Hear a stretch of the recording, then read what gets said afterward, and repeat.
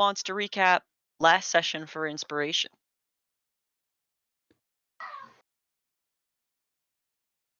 Do I have? I only have one, so if anybody has 0 and wants to do it, it's all you. I'd be Go surprised if Tyler's ever maintained one. go for What are you talking about? it. Look, if you smoke them if you got them is my uh m- mantra. Do you want one? Look, it's always a matter of like where did the session start, you know? Like I have trouble beginning to recap. Like, where are we even from, man? Like, Let's see. We're on the way out of town. Wait, did the last session start with a fight? it, no. it No. started with the It- man in yellow. Yeah. Yeah, the man in yellow who turned out to be uh had a stupid first name but a recognizable last name, Van Richten. Tyler did not realize that it was Van Richten until after session when we were talking about it. I missed the point where it was Van Richten was said during session, so I was just thinking, yeah, it's some guy named Rufus or whatever. Rudolph, Rudolph. like the Right. reindeer. Yeah. Right, I understand. Like you thought it was the rich Rudolph's son, and you had to start over so that you could understand. I And get it, then dude. It we were happens. talking about it after the game, and Max mentioned, yeah, you know, when you met Van Richten, and I got Van Richten mixed up with Vinden Okay. or Rickvin. So this is such a tangent. The game that Max and I met in, my character got an item which was a sentient club that was the spine and skull of a guy named Rickvin. Oh yeah, And I'm then familiar. Oh no, well, mine was better. I'll this be full was out. in the Mine was game. better. Yeah, this was in the game that Max and I were both players in. And like it had some neat abilities, like it could like lacrosse stick catch and throw back a spell, that kind of thing. And Mhm. then in Max's game, Vinden, which is basically the same thing, very similar name, also appeared. So like I heard Van Richten, thought of Rickvin and Vinden, and was like, wait, did you just introduce the guy who would one day become the skull? So like I was very confused for a minute there. Oh, that would be awesome. But yeah, we met him, got his backstory. He mentioned that he brought a tiger without really a plan for what to do with it. So there's a tiger around here somewhere. But we, you know, allied ourselves with him and uh, then set out, the three of us plus Irina and the creep, to head towards the Sare pools. We met up with the Vistani that were camped outside of the town we were in, Valaki, um, and they brought us to the Sare pools where we met with Madame Eva, and she did some card readings for us. I don't remember what everybody got. But did a little fortune telling, and I feel like that's a very short recap, but I can't think of what else happened. I'm sure it was just more conversation. Did a reading for did a reading for Freakazoid, and then refused to do one for Irina, and revealed that Irina is like probably basically the reincarnation of Strahd's ex-wife. So that's why he's so interested in her, and why she has survived attacks from Strahd, even though he regularly eats a family at a time. So she's, you know, got that to deal with.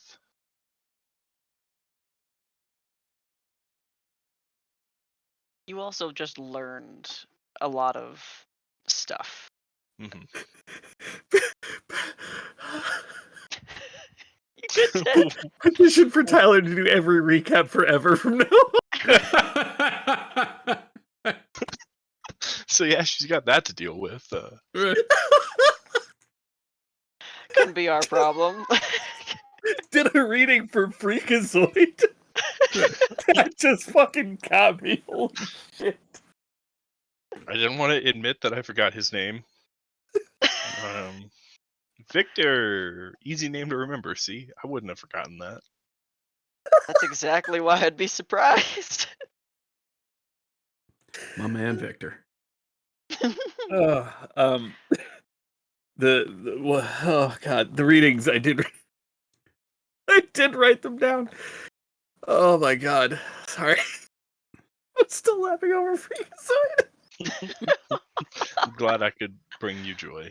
It makes me think of the old Freakazoid cartoon, and I'm like, yeah, that actually looks like Victor. Holy shit. Oh my god.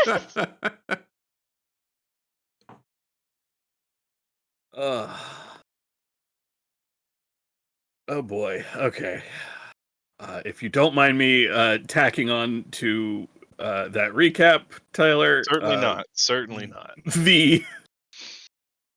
The readings that we were given included a peculiar figure with sunken eyes in plate mail. This was Ariam's card. A powerful force for good and protection. There is a holy symbol to be found lying in a dragon's house in hands that were once clean but have fallen corrupted. Sazerac was a healer, a white mage with her hands clasped in prayer, a white light emanating from her chest. Tells of a weapon forged for vengeance, a sword made of sunlight. Look to the west, find a pool blessed by the light of the white sun. Seems helpful. Zeldrin's card was a dark card with a cloaked hooded figure. Not even hands showing through their robes. Tells of knowledge of the ancients, which will help better understand the enemy. Will be necessary to understand the enemy.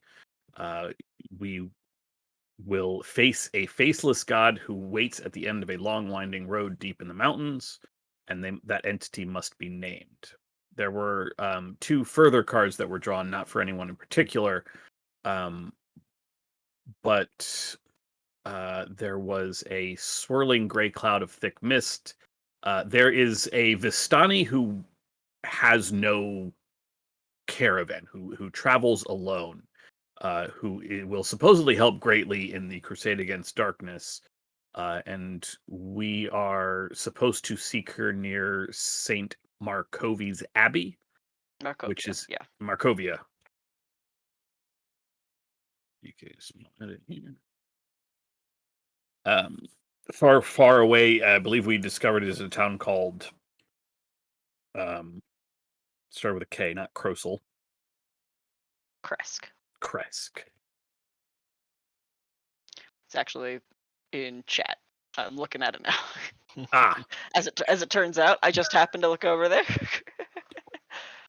4 out of 5 dentists recommend it. The last card was a beautiful woman who beckons with curled fingers. Enemy and greatest challenge are a creature of darkness with powers beyond mortality, presumably Strahd. There is a vault of temptation hidden behind a woman of great beauty. Evil awaits atop his tower of treasure. Find him amongst that which he values most. And we had a brief conversation with that is rather where the conversation that Tyler mentioned about Irina is likely some sort of reincarnation of an individual who is important to Strahd. Strahd's ex-wife, which is pretty good. This might be me kind of like riffing off of the legend of like Dracula as it's in popular media, that the death of his wife is very important to his story, and the whole recognizing the one woman as looking very similar, just kind of Okay, hear me out. Right there with you. Strahd is Walter. He's still Oh, got it no. for his. He's still got it for his ex-wife. When he takes those long hibernations, it's Shomer Shabbos. We can't make Dracula Jewish, I think. I don't think we can I do think that. that would not be good. Yeah. Speak for yourselves. I am.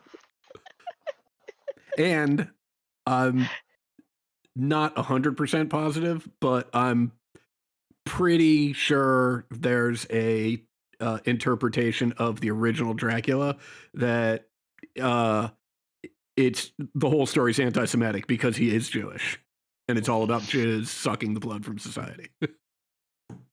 Yeah. Did anyone see that Nick Cage is playing Dracula in the upcoming Renfield movie? Oh Mm-hmm. my god, I could not possibly be happier. I Shannon sent me like some gifs of him like floating in on the wires and shit, and it, you know, the caption is like Nick Cage as Dracula in upcoming Renfield. And I was like, what the fuck are you showing this to me Yeah. for? And her answer was, I had to make sure I wasn't hallucinating this. Yeah. You had me at Nick Cage. I know I did, which is why I told you, because you know I would never watch this movie. I know. Although I'll it watch is, this movie with you. it Adam. is okay. Fantastic. It's yet another opportunity for me to push for everyone to watch The Unbearable Weight of Massive Talent, because I would argue that even if you're not a Nick Cage fan, one, it's a legit good movie, and two, it all plays off of the Nick Cage trope and the trope that he's awful. I know, so and I'm certain that I would enjoy that movie because it's so conscious. But at the same time, I hate looking at his dumb fucking face. Okay. Oh, well, then you're going to have a problem. I know. Because not only is he obviously prominent in the movie, but there's a whole subplot where like young Nick Cage is shitting all over old Nick Cage like he's his spirit animal, and is constantly showing up and parading him, and it's beautiful. Oh my god. It's everything a movie should be. So yes, I'm very excited for him to play a vampire. I enjoyed it the first time when he sort of played a vampire in Vampire's Kiss, where my god. he was some yuppie in New York City, right? And he believed that after a one night stand, he was turned into a vampire, right? But right. But he's like telling it to his therapist in the middle of the day when he's got like plastic vampire teeth in. Like it's so the thing is so bizarre. It's a perfect Nick Cage vehicle. I'll stop talking about how much I love Nick Cage. I'm sorry, Nick Cage. Oh, all right. Okay, so you are. My God. Holy yes, shit. yes. Looks fucking awful. I had only seen oh God, I can't think of the name of the actor playing Renfield. He played Beast. He played Nux. This looks like it's a still from like a Nicholas Hoult. Dracula movie spoof. Yeah. Exactly. It looks like a bad Photoshop is what it looks like. Somebody just took the tint slider and turned up the green a little bit. Right. It looks like a still from a bad commercial for like Dunkin' Donuts Halloween treat this year. This movie's supposed to be like a rated R monster horror flick. Like it's taking itself so seriously.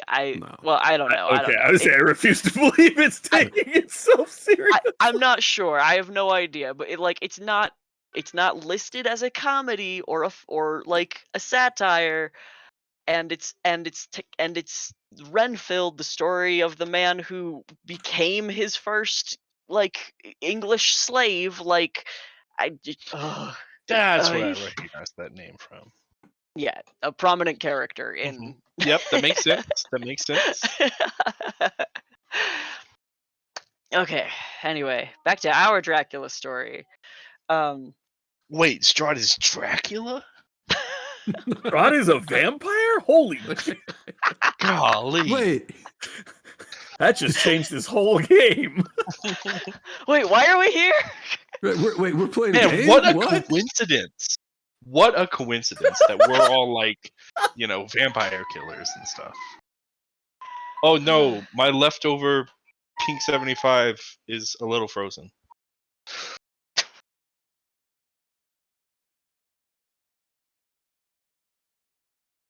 Having been dismissed from Madam Ava's tent, the 5 of you now have some decisions to make. It is evening, so your human companions are going to be needing rest soon. You also have to consider what you are going to do.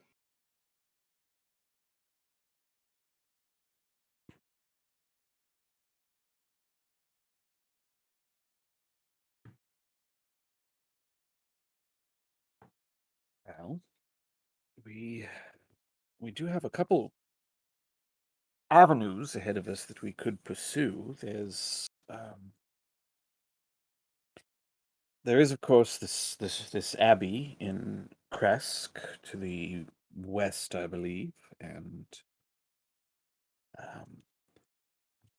there is the weapon, which seems certainly worth pursuing.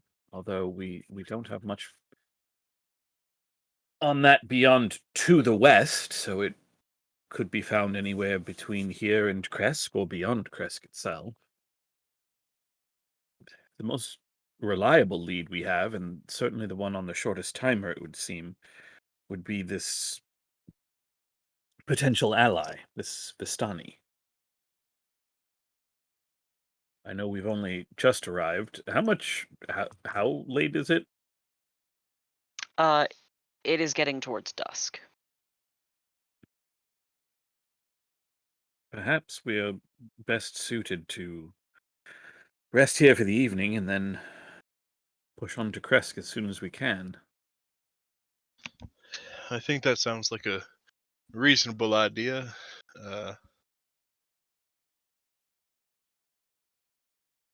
Might as well start with something that's got a sure destination and a route in mind. I do rather think we should keep an eye out for this this pool blessed by the sun. I imagine in a place as dark as this that that a beam of true sunlight should not be overly difficult to notice should we come upon it. There should be little doubt that we have arrived at that place.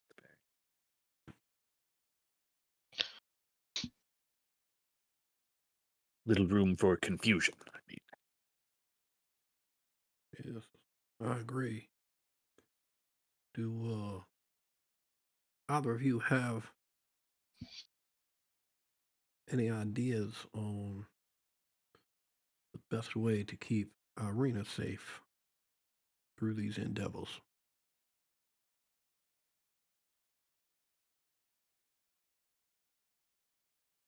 Beyond keeping her close, for the 3 of us to provide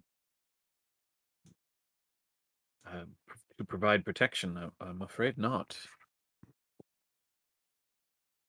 Now, I would have included Victor in that list of individuals to keep safe, but after that display at the Watcher House, I think Victor can fend for himself. Yes, I agree. I also do not want to speak for him in the matters of protecting Irina. I do not want to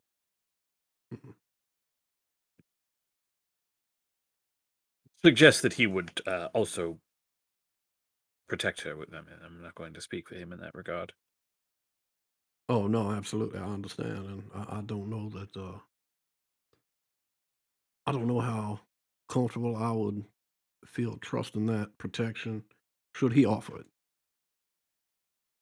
I'm right here.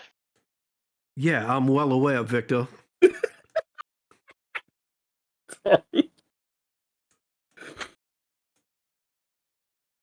I mean, how much did you protect your fiance? All right. Okay, all right. All right. You understand my You did point? not protect her all right. What are you saying here? No, I'm just saying he's right. Oh, All right, all right. Well, I mean, okay, good. I'm sorry. Look, I think it's best we get some rest. How far is Kresk from here? It is, well, perhaps a day, maybe a day and a night from Valaki, westward. Still Okay. on the Svalak road. And higher on the mountains. Okay. Well,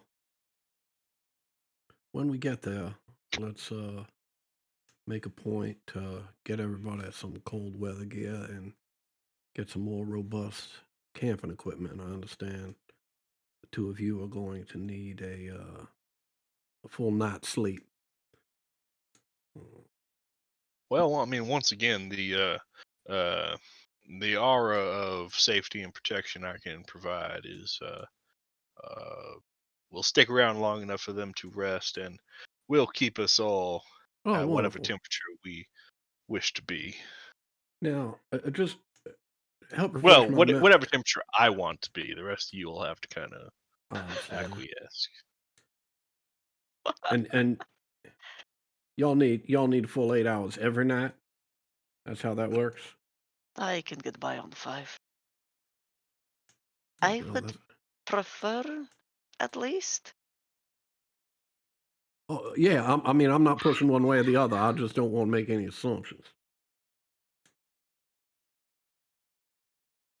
I Very have well. not done this wandering of any kind before, and I don't mean to make this more difficult, but this is already overwhelming for me.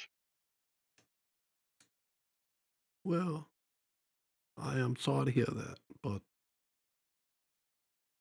I believe that sticking with us, you will get the hang of it in no time and may even come to enjoy the rush of adrenaline that can come with heading off down the road with little understanding of your destination.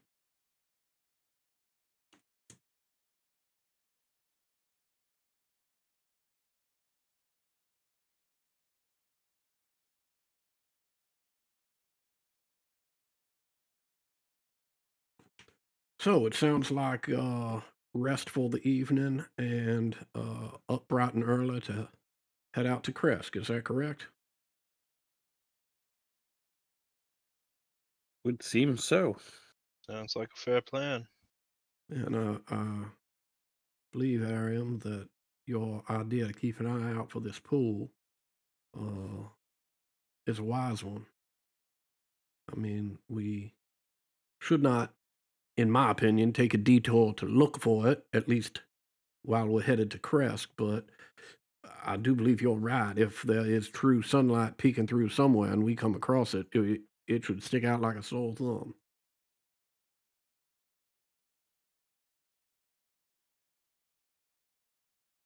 Yes, I don't think we should go off into the mists or anything to try to find it specifically, but it should be, if stumbled upon, rather obvious.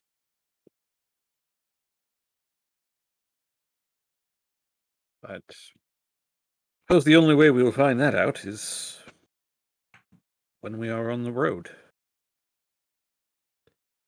On the road again. Just can't wait to get on the road again.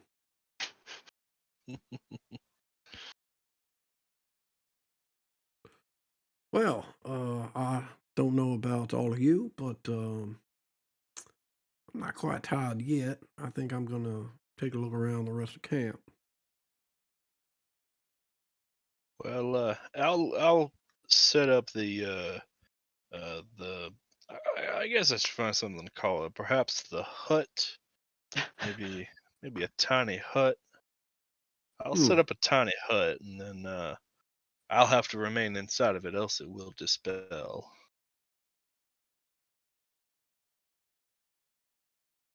Very well. I will look around and come back and give you a little report. You can let me know if there's anything out there that interests you, and I can go make another run. I shall join you, Zezrek, if you are amenable. Always, Harry. I'm always.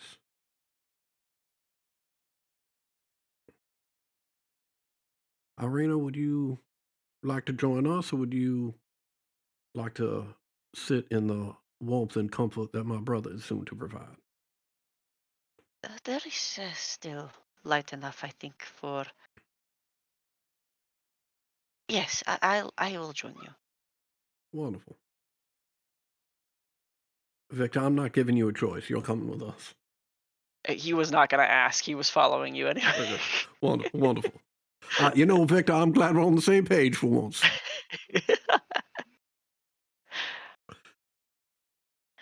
Okay.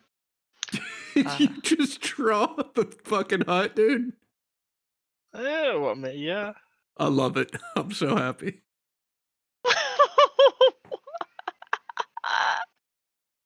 They kind of look like these tents around us. Yeah, it looks a little bit like one of these tents. Love it. And you're in it. You got it. Nailed it. Katie would be proud. Uh,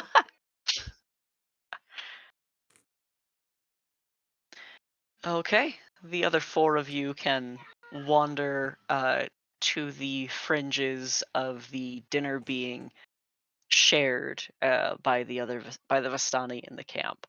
Stanimir, the old fella, um, cracks a broken smile up at you all and says, "Wow, how'd it go?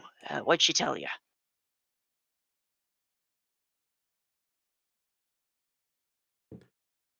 well, long story short, she told us to look to the west.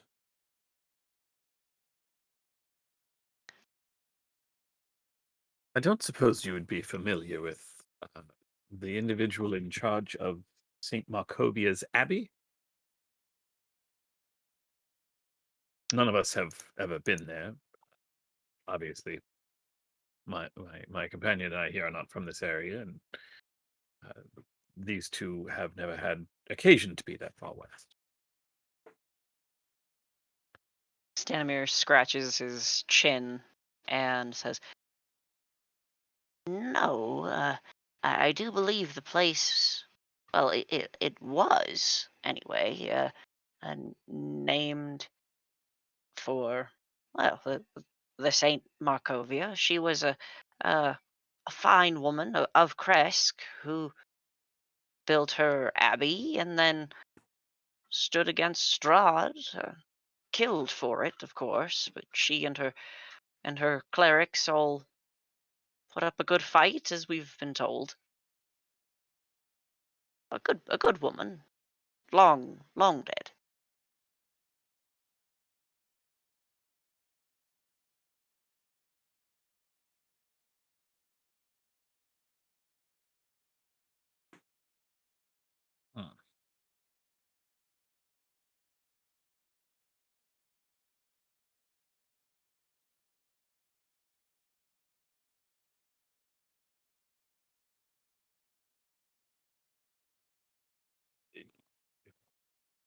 Hmm.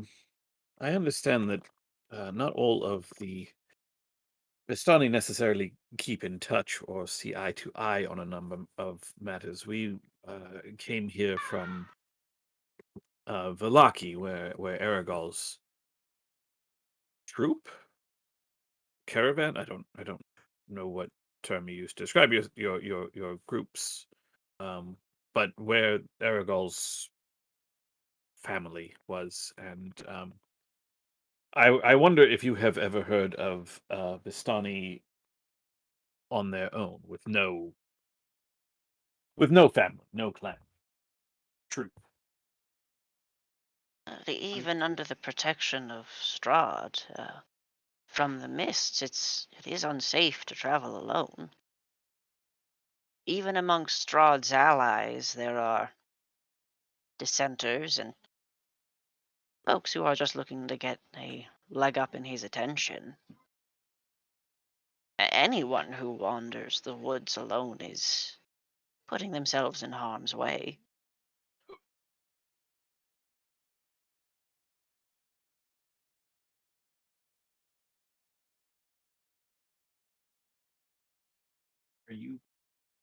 Are you serious right now, dog?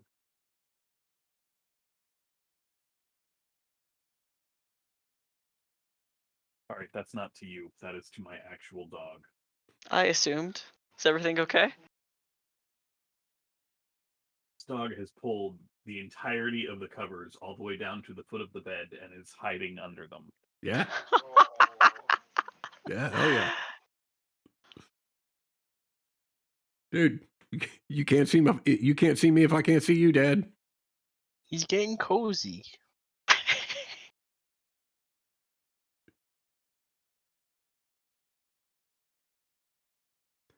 Say, these dissenters of which you speak, are any idea if any of those are or any of the vampires that make their way around while Strahd is hibernating? Forgot to resize that. Ignore that. Damia speaks up from where she sits on top of a barrel and says, everyone who has been turned by Strahd, answer to him Same thing, but regardless. smaller. Don't worry about it. Well, okay, but is there any infighting of which you are aware? Maybe some competition to rise up the ladder to be Strahd's favorite? None that we're aware of. Hmm. But I suppose most of that sort of conflict would happen within Castle Ravenloft, and many of us have not been invited or had Really? the whims to go. But Oh no. on y'all his favorites? In this generation, at least those of us who stay with Madame Ava, it's understood to be safer outside the castle. Hmm.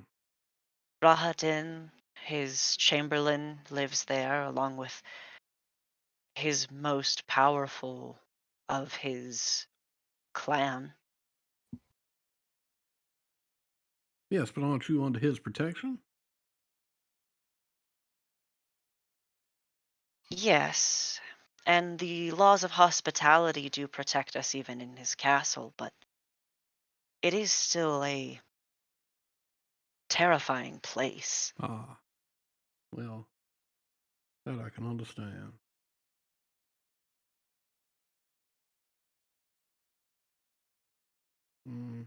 Perhaps y'all could help clear up some confusion I have about some of Madame Ava's statements. Um, she said that it is her ultimate hope that this land is no longer segmented and segregated, and that you are able to rejoin and travel freely beyond just Barovia. And that she believes that Strahd, who protects all of you, can be swayed and convinced to make this change. And that is why she's brought us here. But if that were not possible, Madame Eva says that she would rather see Strahd killed, your protector killed, right? On with the hope that his mere disappearance will end these mists and reunite these lands. But is that how all y'all feel?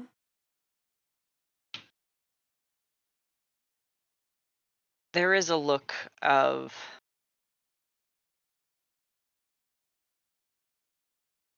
fear.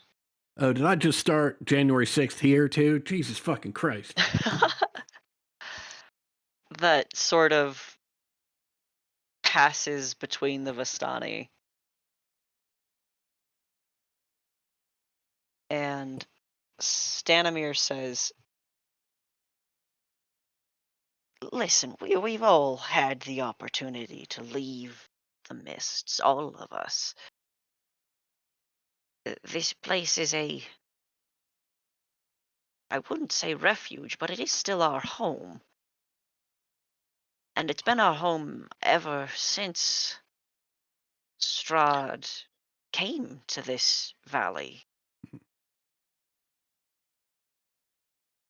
We do want to be here, and we can leave whenever we'd wish. But we can't turn our eyes from the suffering of the others. The Barovians still here are under his boot. Right? He looks at his the younger folks around him, who give uncomfortable nods.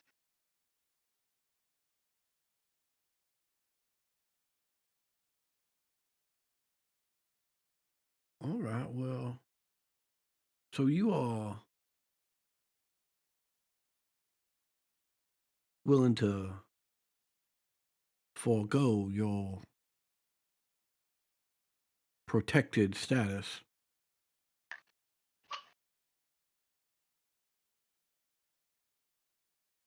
to help make lives better for the other inhabitants of this valley.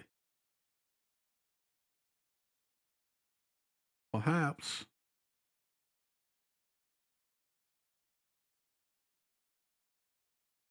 even risk the ability to travel through the mists, if that is in fact a gift from Strahd. Might even be willing to forgive that or forego that in order to get his boot off the necks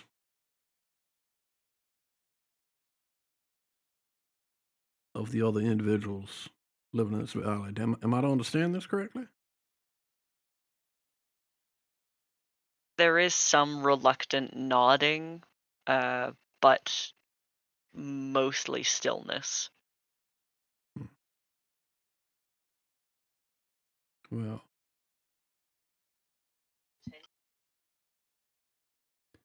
that is a difficult choice to make. And I commend you for being so concerned about all of the individuals you share this valley with, not just the You wanna see on my Vistani map? in this camp. I do sincerely hope that it works out as well for all of you as is possible.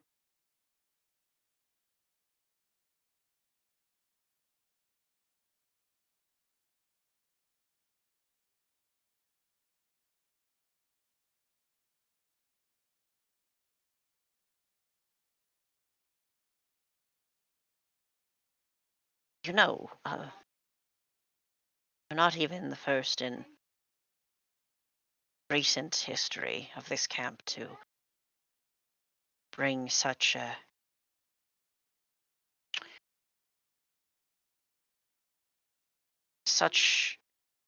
a thought to our attention. About a year or so ago, there was another a mage, a sorceress, standing, well, exactly where you now stand. Charming, kind, offered her gifts, saying that she was the scion of the storm, and that she had come to rid the land of Strahd. We had several of our young folks who went with her to Barovia, where I understand she rallied more forces, brought them to Castle Ravenloft. That was the last we'd heard of them. Her and our kindred.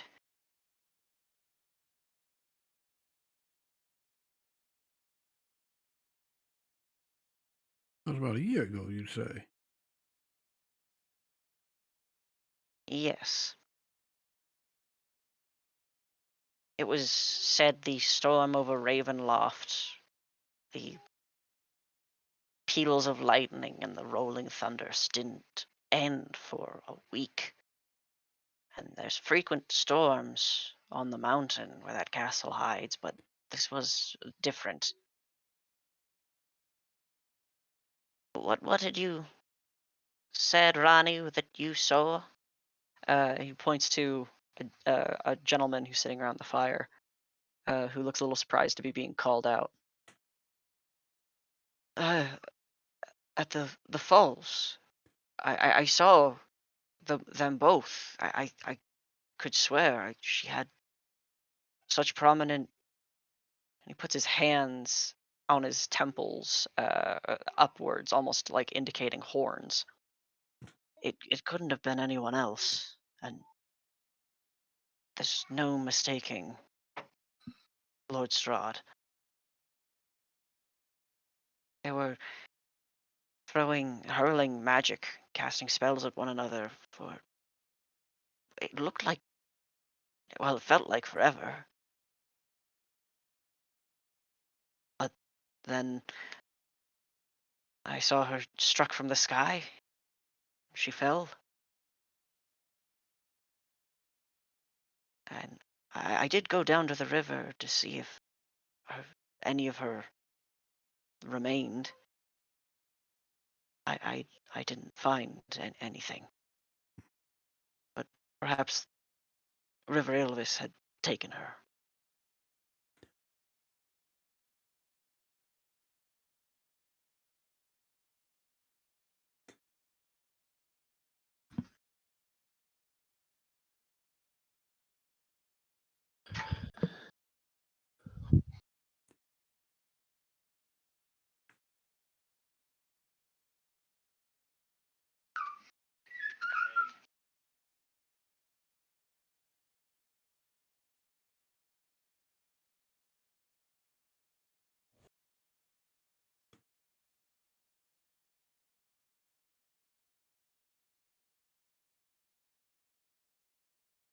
Well, it's certainly unfortunate that she and your compatriots have seemed to have met their end, but um, I must say, better that the river take her than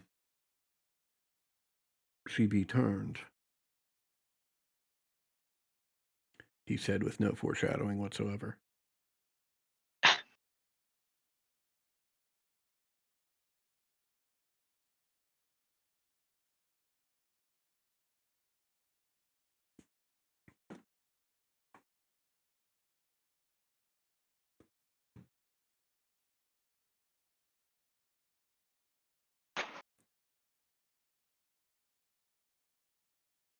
Well, you all have been both gracious and informative, and I thank you for the time. Um,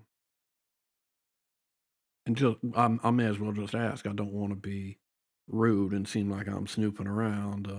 Is there anything or anyone of interest that I should see in this camp, or is this really just individuals with their tents set up uh, in a communal living situation? I don't want to go wandering around and have people feel like I'm poking my head into their private quarters. You can take quarters there if you'd like. And he points to a a tent. Oh well, I mean that's very kind, but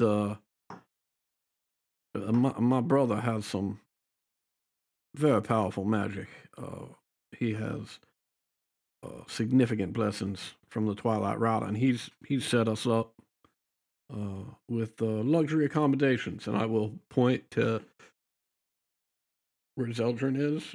What does the hut look like from the outside? Please tell me it's 100% invisible, so it's just you standing in a field. No, I mean, per the spell, it is just an opaque dome of, Okay. pearlescent Mhm. glow. Mhm. Yeah, that's where we'll be staying. Um, but very kind of you. No, I was just making sure you don't have any, I don't know, vendors or any socializing or gaming tents or even crazy old fool who you think we should all have an opportunity to talk to before we head off in the morning. Well, the sun's going down. We're about to start some music, Hmm. typically a little story sharing sort of thing. Keep some culture breathing in our little camp, and most of us will find our way back to tents when we're tired or Yeah, well, drunk.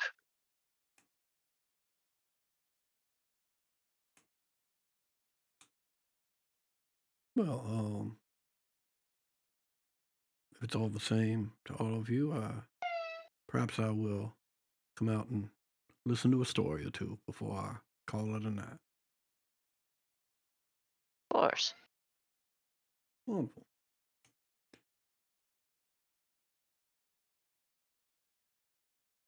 Yeah, you can spend some time socializing with these people. Uh, Irina and Irina is a little bit more interested, politely about what's going on and the people she's interacting with. Mhm. Victor is sitting with his hands like uh, in his cloak and silently observing.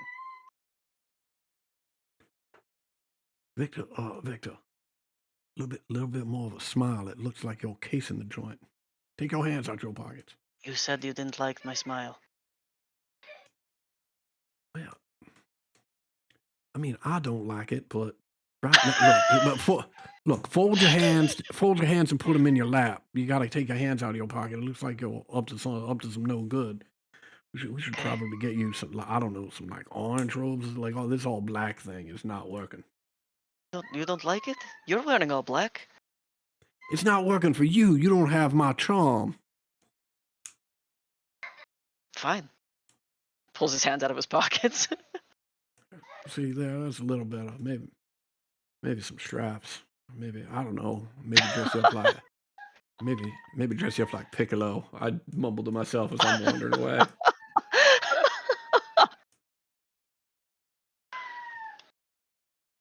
um, Arium, is there anything else you care to say or make note of? No, he's just gonna quietly walk the camp, just sort of looking around, getting a view, and then will be seated for when the fire stories start. Arium, Hmm. I mean, is it just me, or does Victor look like he's trying to pick out a murder victim? He does seem rather uncomfortable here. but I mean, I don't think he intends to murder anyone. well, I mean, you and I know you and I, well, I think We know that that's been done, so right. We know it's been done. I think he not intending to do it. I'm just like I'm at a loss. Do you have any idea how to maybe soften his image a little bit?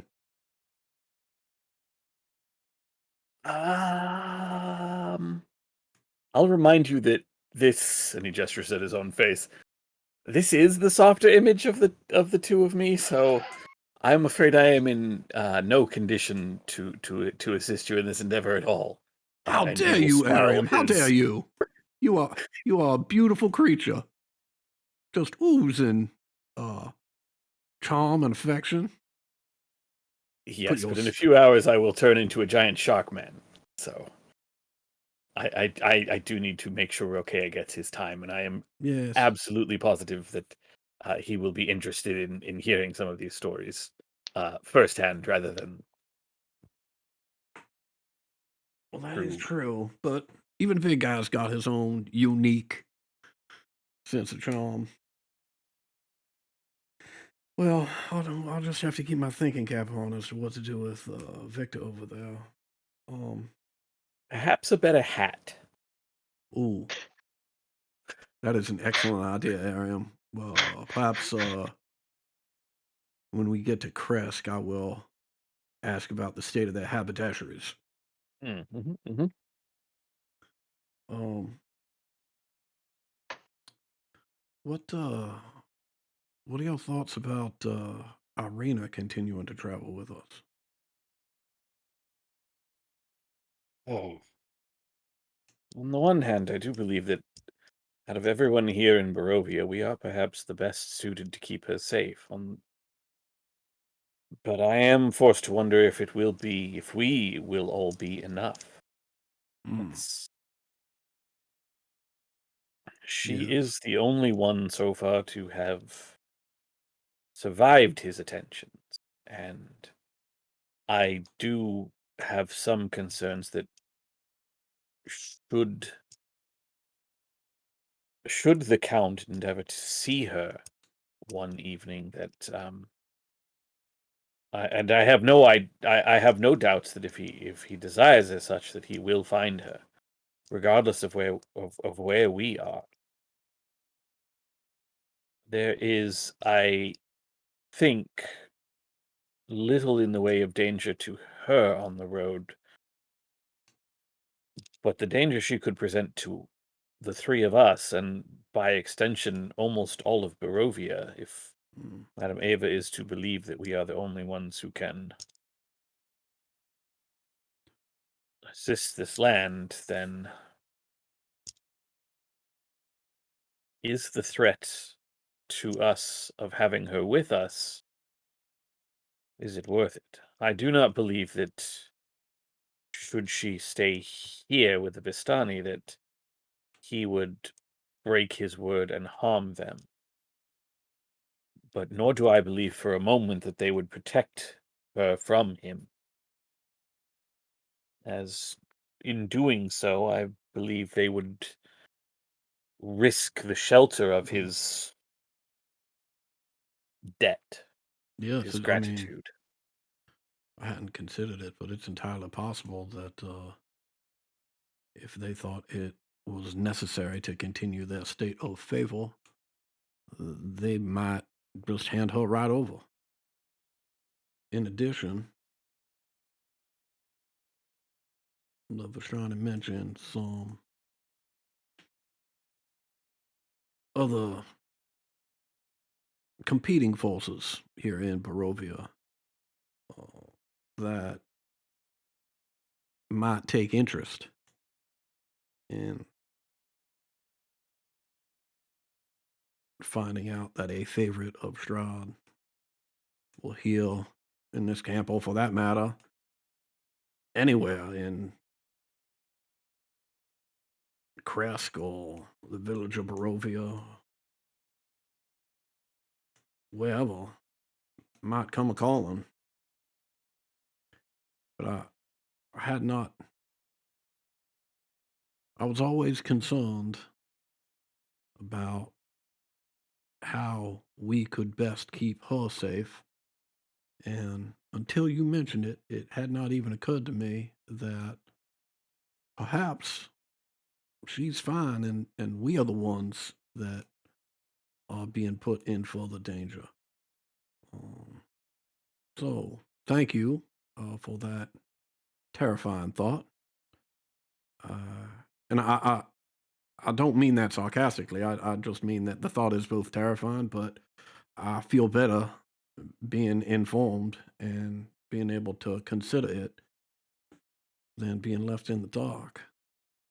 Um, I mean, I do not see any option but for her to continue traveling with us, at least for the time being, until a better option presents itself. I just, it just seems very unsafe for all involved. I agree. I agree with you on both counts. We are best able to keep our word to protect her if she is with us. Um, and it is possible that her presence will, in fact, bring some shelter from the beasts of Barovia, at least the more intelligent ones who might know that they risk life and limb should she come to harm. Unfortunately, I think we are in a situation where we must make the best of bad choices and That, decide whether making sure that should she fall into Strahd's hand, we are immediately aware of it, or whether there might. I suppose the positive side is once we make it to this Markovia Abbey, perhaps there will be some sanctuary there. mm, yeah, It would that is seem it's. possible. I mean, it would seem its founder definitely found no sanctuary, but perhaps uh, since their passing, since the passing of her and um, her clergy, perhaps there has been Mm, a strengthening of that protection, as we saw with Saint Andrews. mm,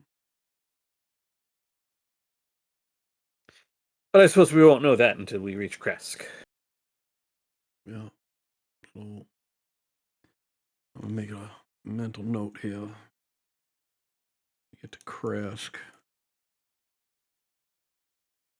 I know Madam Ava mentioned something about how cold some of these destinations were. I want to make sure Do look my forward to that.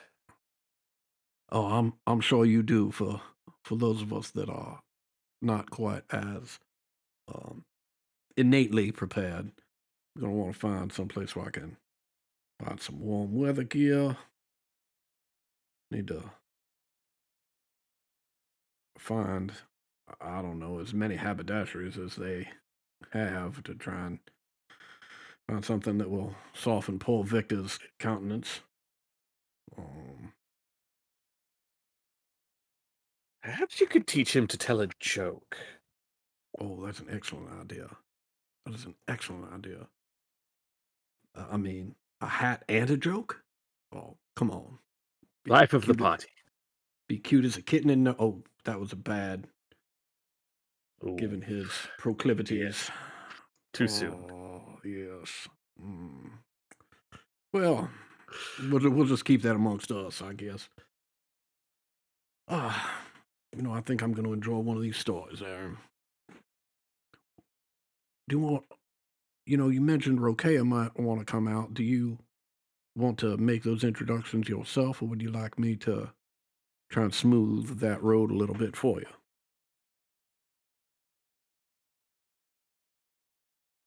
Um, for myself, I think it's best if as many individuals as possible are forewarned. Mm, I know Rokea does get some humor out of his sudden appearance and uh, the reactions it might cause. But I think for everyone's safety, it's perhaps best if it's not a surprise. All right, very well. Um, perhaps when the next store is over, I will get up and make an announcement and an introduction, and then I don't know about an announcement. I just meant like letting a few people know. That just doesn't. We don't we don't need to make a big deal of it all. oh, well, however you like. Um, yeah, perhaps pull a couple people at the edge of the circle that we have spoken with before, inform them that you have made a transformation and it is a regular part of your existence, but we don't want them to be alarmed. And then we'll make those introductions and suggest that by them not being alarmed, it will help ease the way for the rest of the camp to not be Precisely, alarmed. and I'm sure Roque will be happy to stay near the dome should his Mm, presence be problematic. mm, very well, but Rokea should be allowed to roam as he sees fit. Um, I'm sure these good people will adjust rapidly.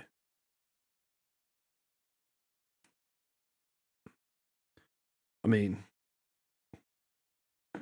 look, no one's freaking out, and they have that sitting right on the edge of the fire, and I'll point a thumb over at Victor. His hands are back in his pockets. God damn it. Twilight Rider, give me strength. I do not know what I'm going to do with that boy.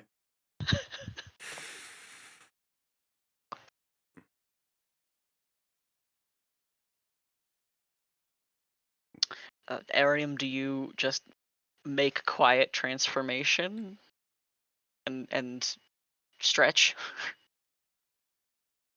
Yeah, yeah. I'll just stand kind of behind everybody that's uh facing towards the seer, so that fewer people are paying direct attention, and um as things are dying down, maybe getting to the last couple stories that will be told, he will turn into Rokea.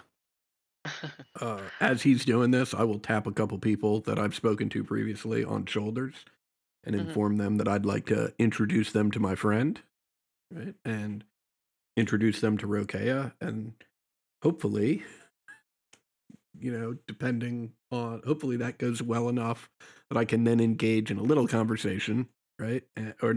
Or allow Rokea to handle the situation, and just explain like, oh yeah, I know it's complicated, right? But right, this is Rokea. Both is a different form and sort of a different person, but not really, right? Of the individual you met previously as Arium. And there's only one By here at a this time. point, Mhm. everyone you are talking to has gotten sufficiently wine drunk that Mhm. the surprise is dulled Uh, and the comprehension of what you're saying is right. almost non-existent.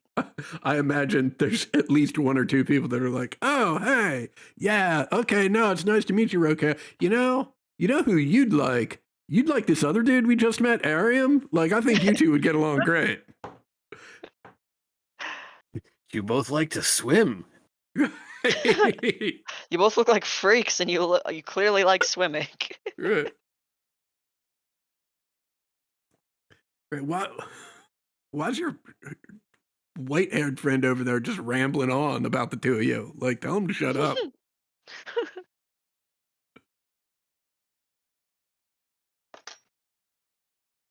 uh, Do you go swimming by chance? You're by the river.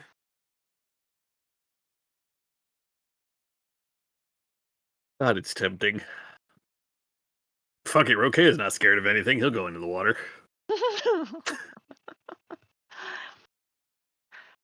All You are right, not boys, attacked be by a right giant back. marlin.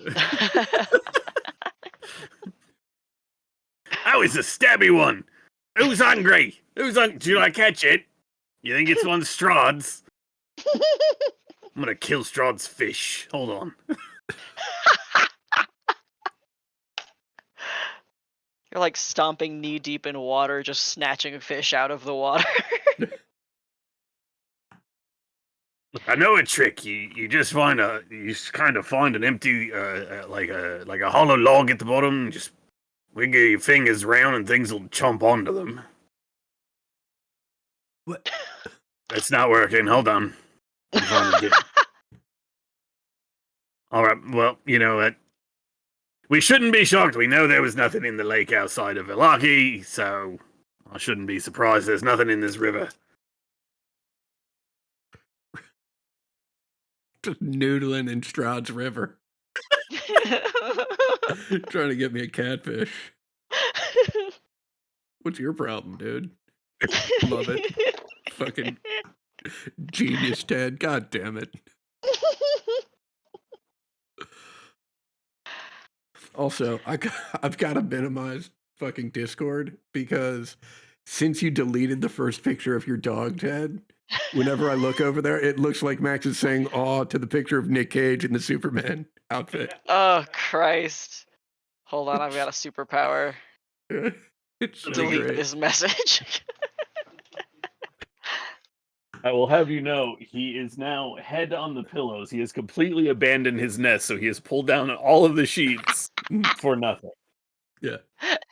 He was getting them out of the way. Yeah. He probably will. I have a heated mattress pad, so he's probably getting direct contact with the sheets. Right. Oh, that's definitely it Yeah. for sure. Right. Right. This diffused mild warmth is bullshit. I need to lay on the sun. Yeah. You all can take your long rest. Irina and Victor both sleep under Zeldrin's protection for the night. I need somebody to roll me a d8.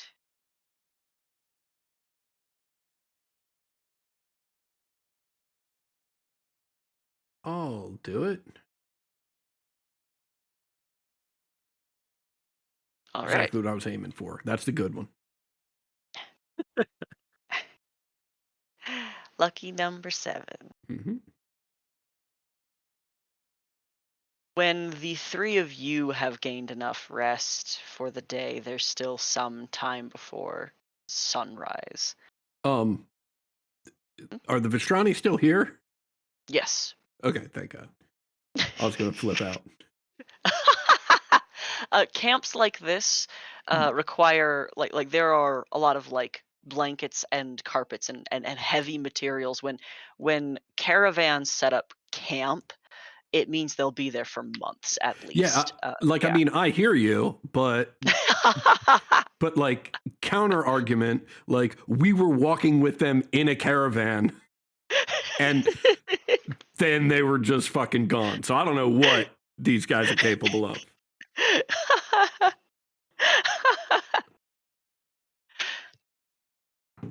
But as Zazarak and Arium perhaps are able to like leave the bubble without its disruption, and Zeldrin with your higher passive perception, the three of you did see like a watchman when you entered the camp who seemed to be maybe less than adequate at that particular task, Mm-hmm. and seems to perform similarly now because the three of you from across the way across the camp can see on the road coming down into this little alcove and encampment a black carriage Mhm. pulled by black draft horses. that are fitted with fine leather bridles and gear. Everything about this machine is sleek, um, and almost swallows what incoming dawn light is breaking through the trees. It almost crawled out of the mist on its own, and there is no driver. It just sits at the threshold of camp until evidently the sleeping watchman is sort of startled awake and gets up to peer inside. Upon doing so, they then turn around and come towards uh, the hut with a fearful look, and says to those of you within, They're here for you."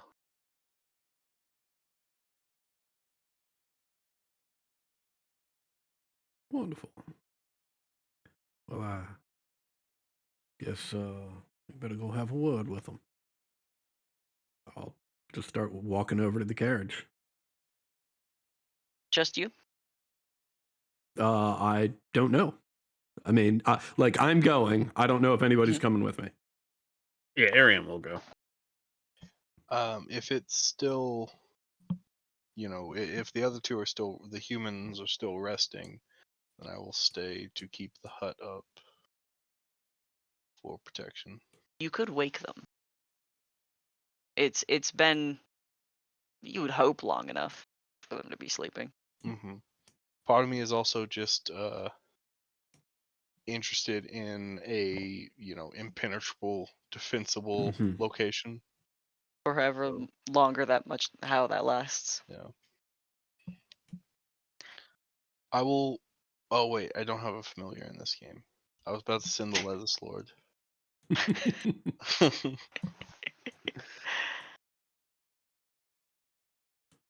All right.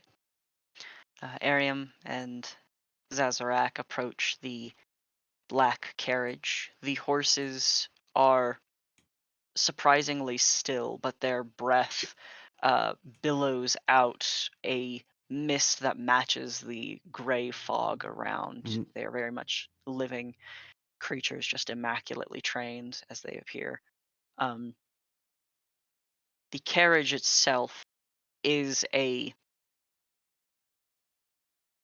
stagecoach, a very lovely and expensive piece of equipment that is curtained at its windows. Um, and one of the curtains snaps open at a draw, and inside you see the face of a very handsome young man with long blonde hair that is just sort of falling around his shoulders. He's wearing a silk shirt and has the most irritatedly bored expression on a person that you've seen in some time. And he looks the two of you up and down, uh, just sort of over his nose, and says, "Lord and Master Count von Zarovich of the lands of Barovia has requested your audience. You and him," points beyond you, "and whoever else you have with you."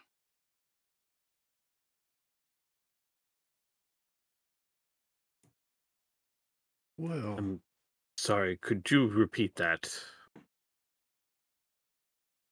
"Lord and Master Count von Zarovich of Barovia, Crafter Ravenloft, and King of these lands, has requested an audience with you, and him."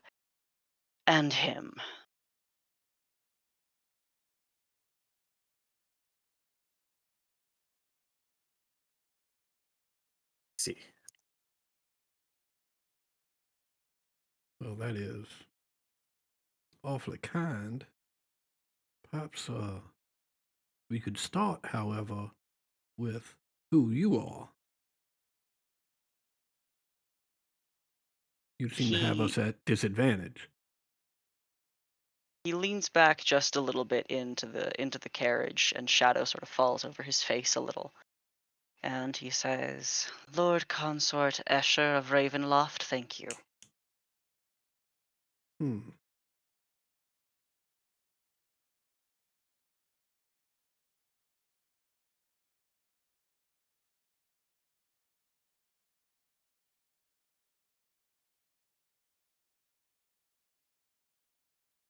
Oh, well, it's awfully nice to make your acquaintance.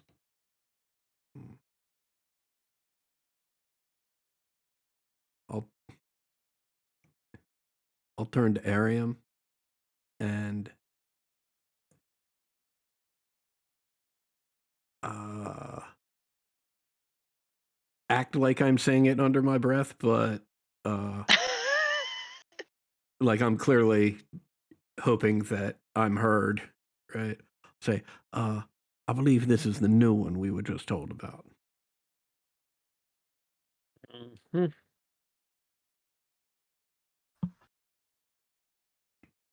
Well, I'm happy to wait here if you'd like to fetch your brother. yes, I believe I will. Is that do we have to leave this very instant, uh Lord You've Escher? already made me incredibly late as it is. You were supposed to be in Valaki. Hmm. Well, perhaps if someone had told us that, we could have made life simpler for you. But given as how you're incredibly late already, I don't suppose a few more minutes will make a difference one way or the other. His eyes roll as he sits back into the cart and is Mhm. entirely swallowed by the darkness.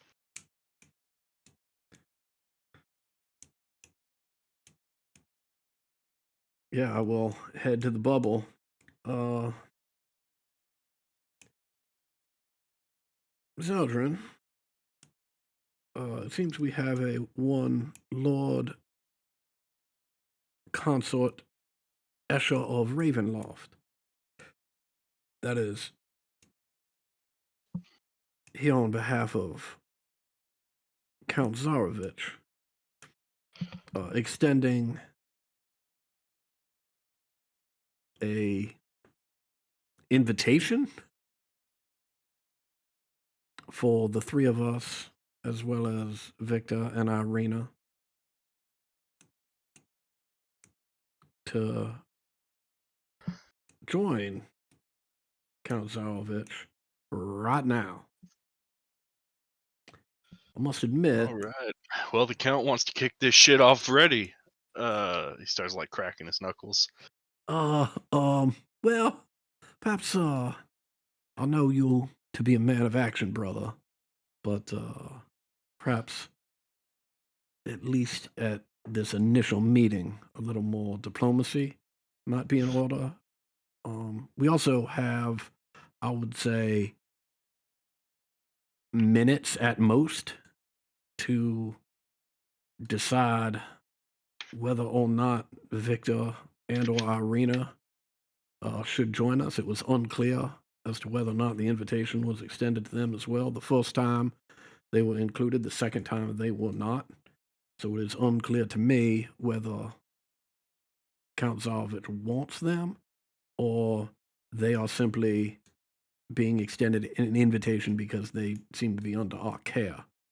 And for the life of me, I do not know if it is wise to either take them or leave them. And yes, Victor, I know you're right there. Diplomacy. Brother, since when have we negotiated with vampiric terrorists? Well, I mean, it happens infrequently, brother, but it's usually because you, if you'll pardon my crassness, kick shit off right quick.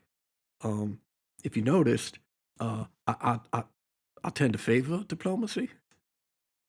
But of course, I have and will always follow my brother's lead. So, should you deem it necessary, well, I'm not going to leave you standing there with your cantrip in your hand. No, no, you're right. You're right.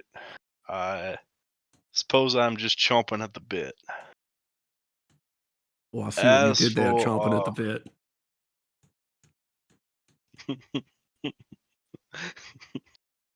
as for human companions, I care neither which way whether Victor comes along. I think it might be better if Irina perhaps finds sanctuary somewhere else. Well, I hear you, but I mean, our only opportunity. She's either coming with us or we're leaving her here with the Vistrani and Madame Ava. That's it. There's no time. I mean, we're pressing it as it is. Hmm. I do And I not mean, think she would come to harm here, but if she is with us, we will be there to stand in open opposition to her coming to harm. all right, Perhaps well, that would be enough. yeah, maybe laying all the cards on the table is the right way to do it. All right, Victor. Uh, time for your input. Do you understand? Do you understand what's going on? Yes. Do you have an opinion as to whether you'd like to join us or not? I think I am probably better with you than I am here. Very well. We are happy to have you with us. Um, Irina, I know this is not what you were hoping to wake up to, but it seems like fate has come knocking this morning. Would you like to stay in camp with the Vistrani or join us on our journey to Castle Ravenloft?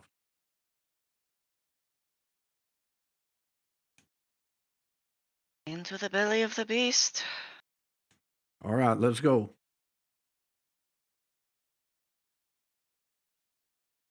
All right. You grab what stuff you have not on your person and head back to the carriage. Mhm. The stagecoach door is kicked open for you. Little steps fall into place so that you may easily mount. Inside there is room enough for exactly, snugly, 6 people. You don't mind if my mount follows, do you? Mm. Oh, that thing. Can it keep up? No, probably not. He waves his hand. All right, Floof, do the best you can.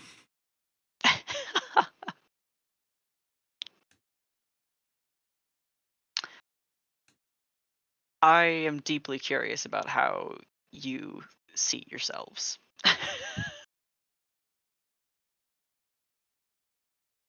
I'm assuming this is two benches facing each other, like in Correct. classic Stagecoach, and Escher is seated on. He's on one of the benches. Is he on one side? Is he in the middle? He was sitting at the window, but has moved himself into the middle. Ariam will plop down next to Escher. I'll be directly across from him, And I'll sit on the other side of Escher. eyeing him. This is the most interesting combination of seating that I could have seen. Got him triangulated. He Once you have a little bit more light upon him, you can see him a little better. In addition to the silk shirt, he is wearing fitted clothes, trousers, and jewelry on his fingers. Each long fingernail you can see is protected by those metal ring sheaths. Um, uh, them looking rather dangerous on their own. He's got sort of a sullen look in general, and under his hair, you see on both sides of his neck the ravaged scarring that comes with vampiric bite. Um, as soon as all of you are situated within, the doors close and the horses move. Carriage starts trundling up the road.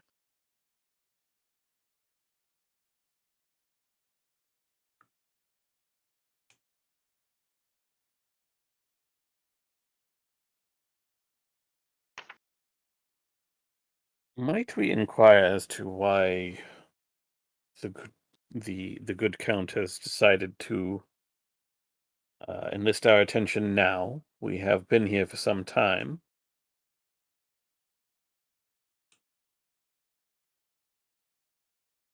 As I understand, he's been keeping an eye on you from afar for a little while. Your appearance in Barovia, he was very interested by the city.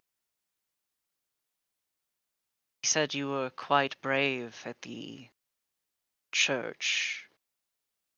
Found it very interesting to watch you all beat yourselves against the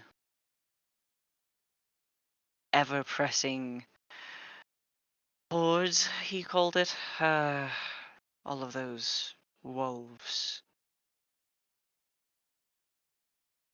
As for now, I think it's primarily because of what you've done at Watcher House.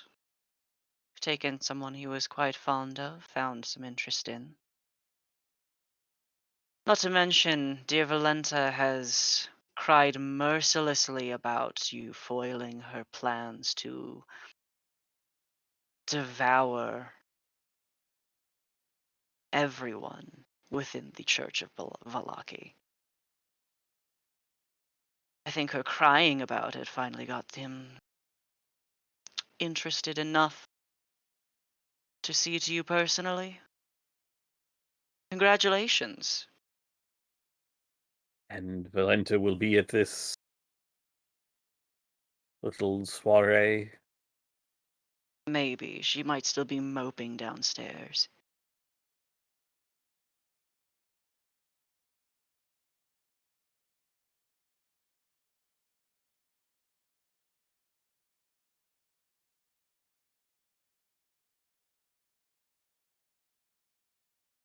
And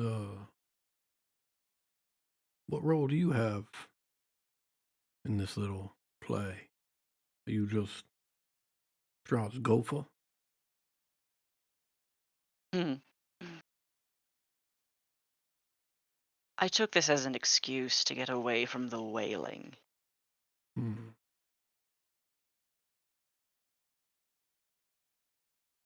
Well,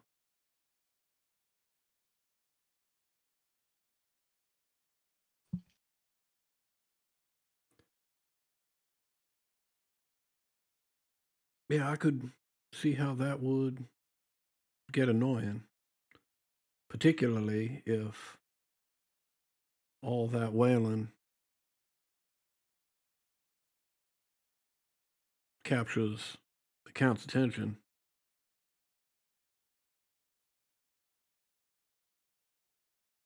Attention that otherwise might be going to you.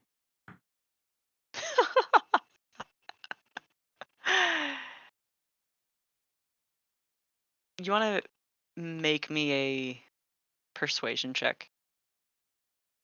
Mm-hmm.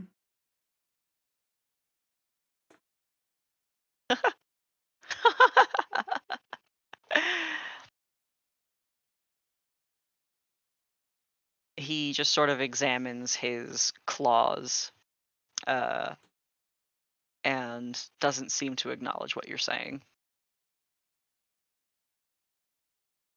Understood. I apologize. I've always been a little free with my tongue.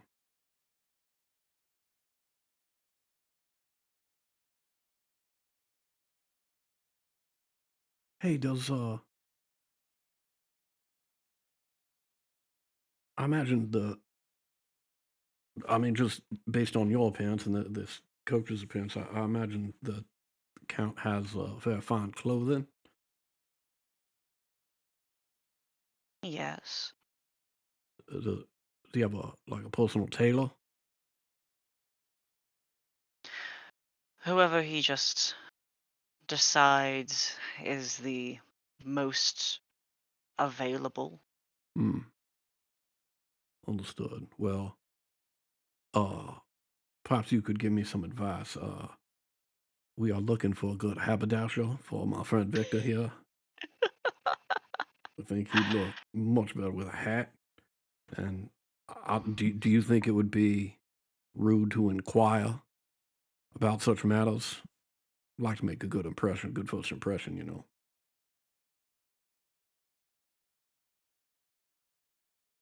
I think he would be delighted by such questions. Oh, wonderful. Can I make an insight check? Yeah. Which is great because of my spectacular insight. Yeah. Oh, well, Oh, thank you. Is it? Should it just be Escher or Lord Escher or Lord Consort Escher of Ravenloft? Like, what do you prefer? What's the appropriate way to address you? We could call you Gopher. That's right, brother. We could call you Gopher.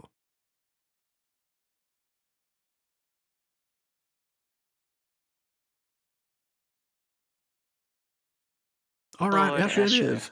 Oh, Lord Escher. My apologies, Lord Escher. I can tell just looking at my brother's face right now, he is trying very hard not to say Lord Gopher. Do not say it, brother. He just said that he prefers Lord Escher. It would not be funny. You know me too well.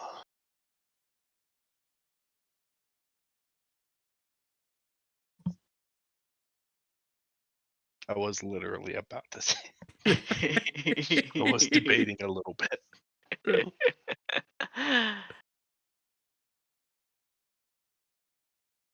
The carriage trundles on for a couple of hours, not very long actually, and on the road you take, you drive past Barovia. Black wheels of the stagecoach roll down the road you've now passed by several days ago, but so many times in your duration there. And as it begins to pass through this valley and begin climbing, switching roads into the mountains, the curtains draw closed of their own accord, and you can feel a chill begin to set inside. You can almost feel nauseated by the bumps in the cobbles, the incessant switching back and forth, and the pitches of the road. Those of you at the front half of the carriage feel yourselves almost falling from your seats um, on occasions as the climb really begins to take its full effect. Finally, in some of the silence, the curtains once again part and you can see outside. And at first, all you see is thick fog. It is dark almost. And then you see that it is not darkness, but it is the shadow of the mountain that spears the sky on either side of the road. And in front of the carriage, and then passing beside you through the windows, you see the edges of a stone bridge, long and stretching over a black and abysmal chasm that cracks through the mountain like an unnatural canyon. You pass through the gatehouse and into a courtyard walled off by black stone. And when the carriage pulls to a halt, the doors open. Dismounting, you see the black stone walls behind you, the portcullis falling shut onto the bridge and the long, faraway road. And turning, you see the spires of a castle that is so ancient and cracked with age, but is held together by a force of unequivocal darkness. Mist seems to seep from the crevices and the stone itself, clinging it together like a bound spider's prey. And the doors ahead of you. Let's see. You know what? Let's go to a map.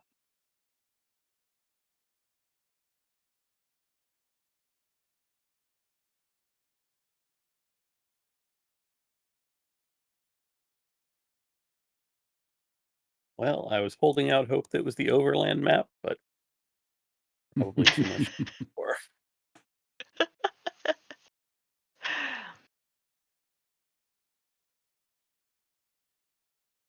The doors ahead of you open. Tall, 10-foot doors, and at their smooth, silent swing, there is a crack of thunder, lightning that illuminates the towers above you, and the skies break for rain.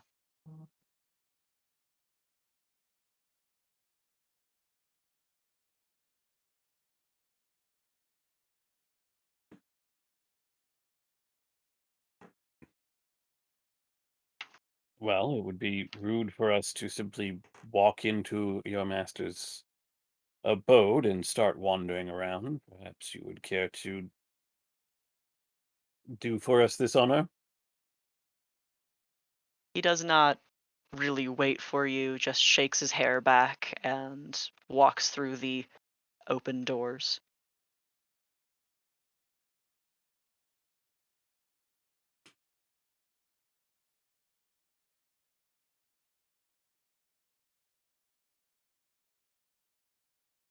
Y'all just follow him.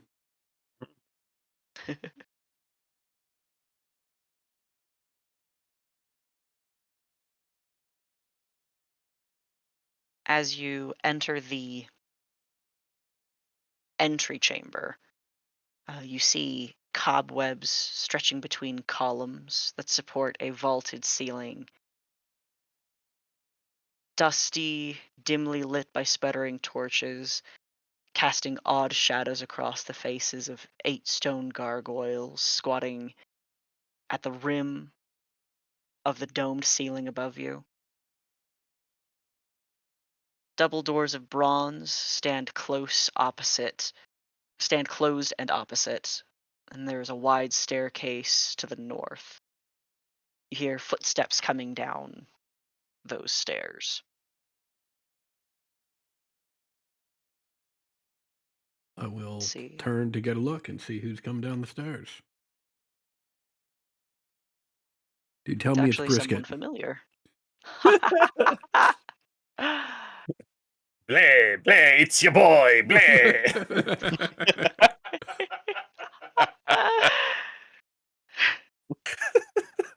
Awesome.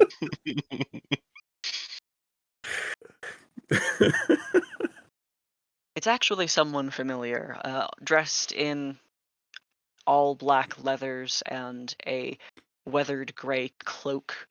Rahadin, the dusk elf, comes to the door at their opening and says very coldly to Escher, "You're late." And Escher rolls his eyes and walks this way.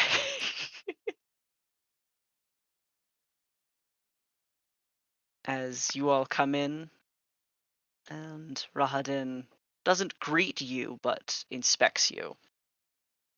Says, "And you brought extras."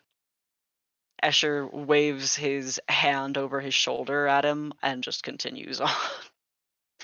"You'll thank me later," and he just leaves.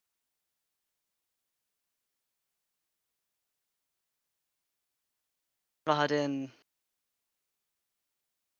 puts his hands together in front of his chest, examines again the state of you, seems significantly satisfied, and says, "The Lord Master awaits you in the dining hall," and begins walking to lead you that way.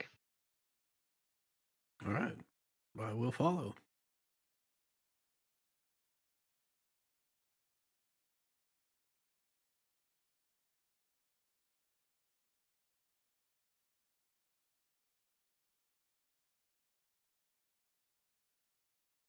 Drag your tokens.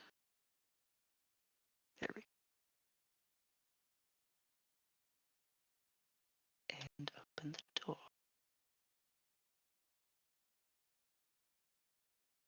Actually, what I'm going to do is I'm going to keep the door closed and call our break, Okay. and we'll come back to this in 15 minutes. Cool. Sounds good.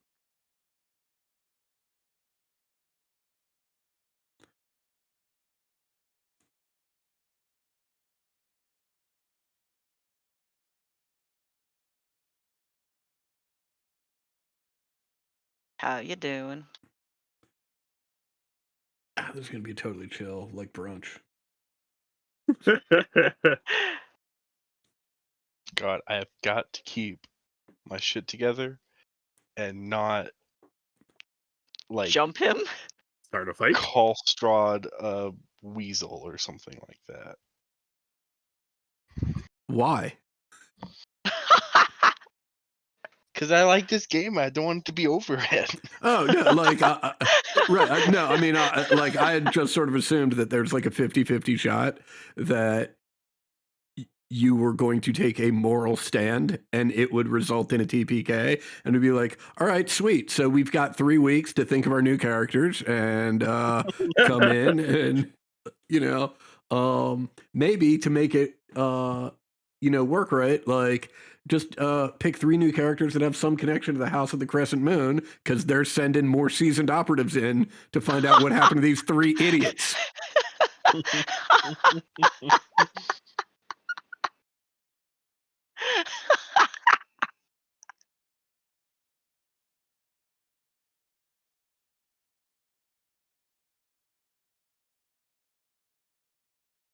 I had come up with not this encounter, but the fact that Escher should be involved in this encounter this morning.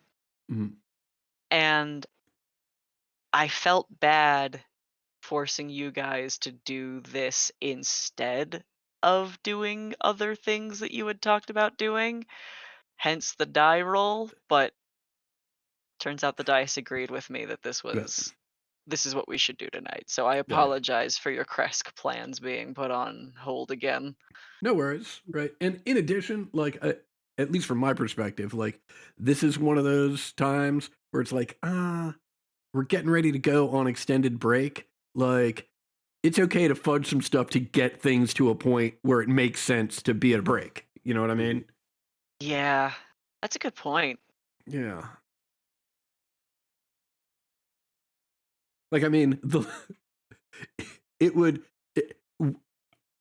I have no doubt that we could all adjust to it, right? But to get to a point where it's like, okay, you're in Kresk, right?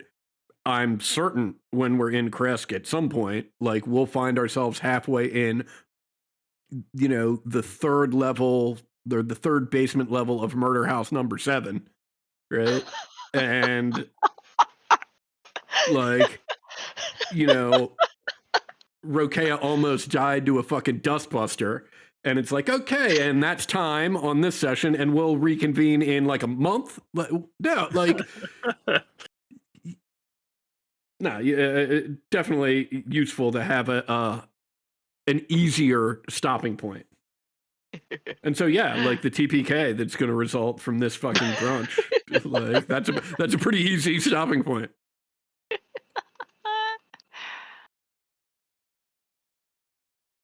I'm such an optimist.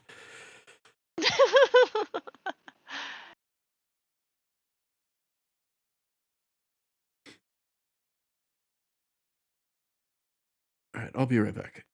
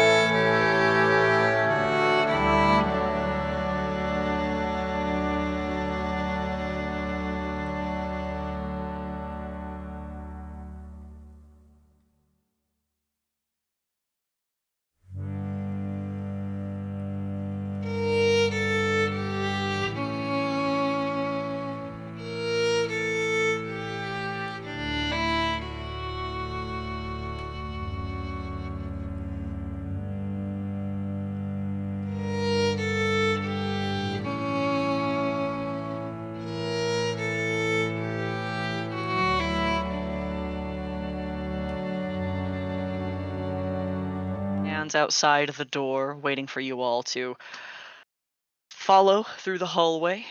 And then, as you are all assembled, opens to a chamber that is illuminated by 3 enormous crystal chandeliers.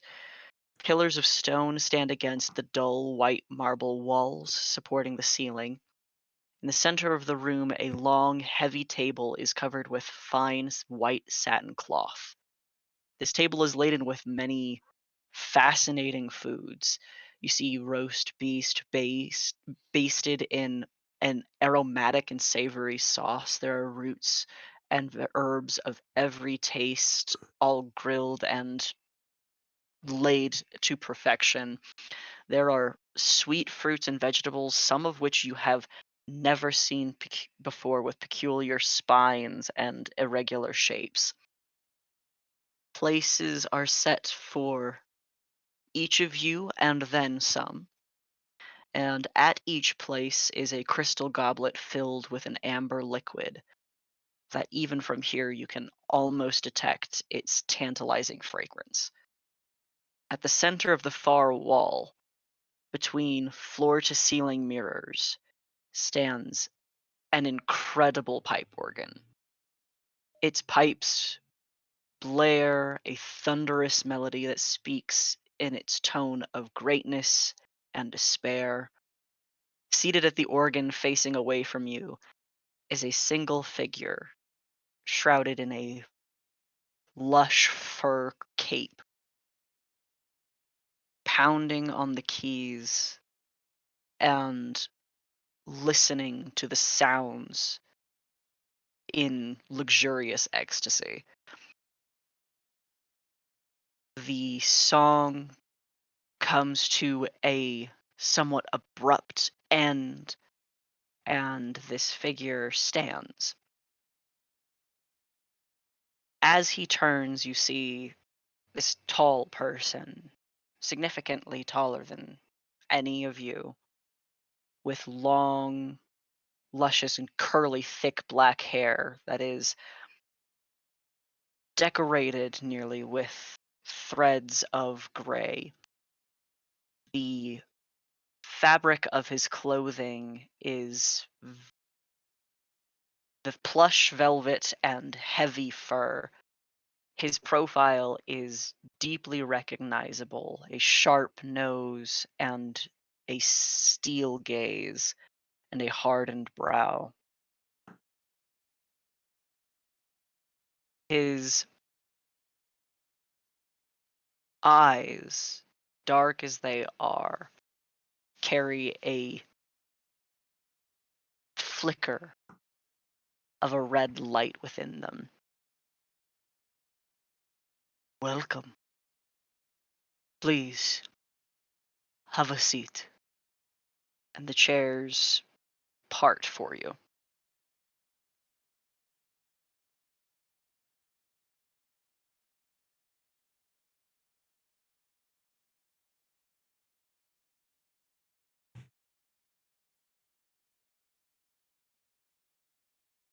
As you each enter and Irina follows, Zeldrin, you see Rahadin's eyes linger on her for a little while, and she passes into the room as well. Yeah, I will definitely be like at her side at all times. Okay, place yourself then. Oh. Yeah, we got a map. I was just enamored in the storytelling.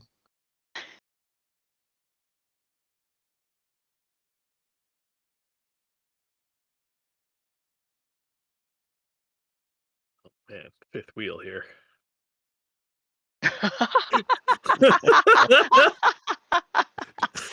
Dude, I will give you I will give you all the gold in my inventory if you just grab a chair, drag it all the way around the table, and put it right next to Strahd's and just sit next to him. And like as we're all sitting there and it's silent because he stopped playing the organ, like we just hear the screech of the legs of the chair dragging across the floor.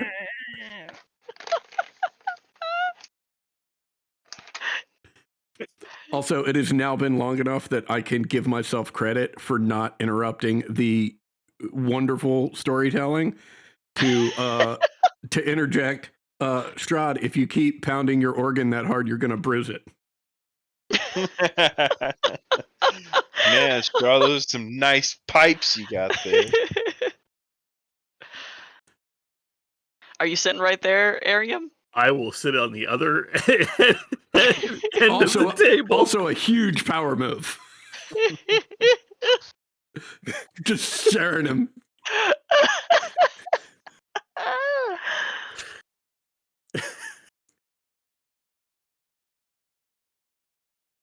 His steps take him to behind the chair at the other end of the table, across from you, Arium.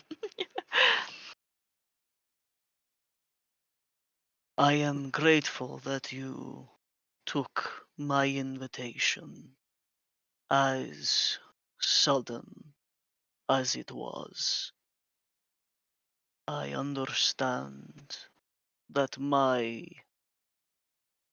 companion was somewhat delayed in his retrieval of you.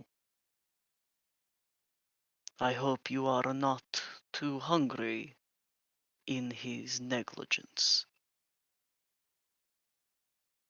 Well, to be fair, I don't believe it was his negligence. He was sent to one location, which is, I'm sure, where we were at the time he set out, but we had simply journeyed on by the time he arrived there.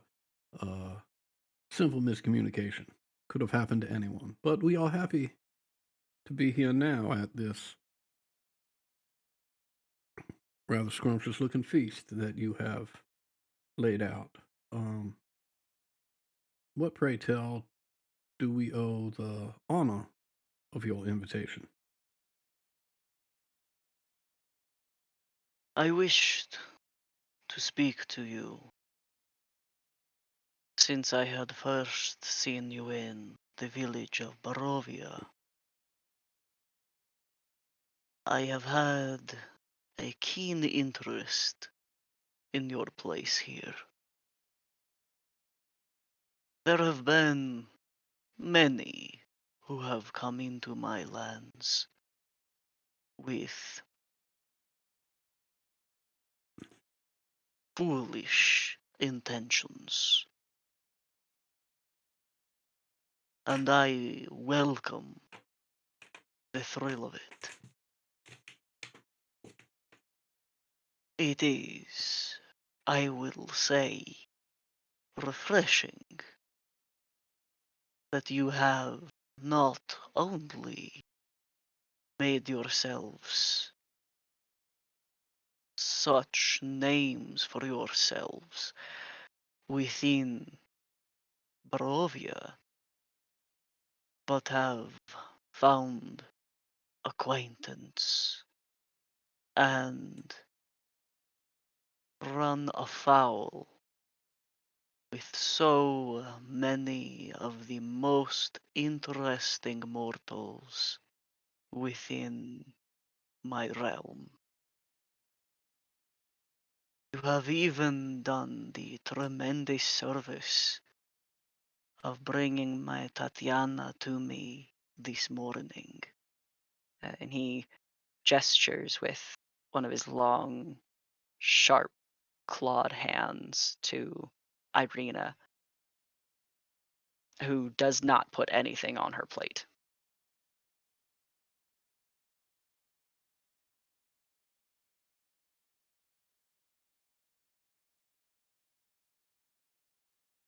So if I am to understand your explanation correctly, we are here as an amusement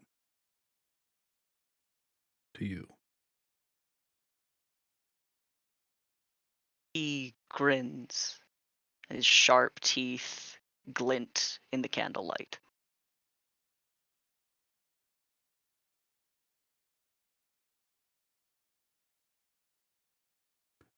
Well, in that case, I do apologize. I imagined that in in terms of amusements, I suspect we will disappoint this morning.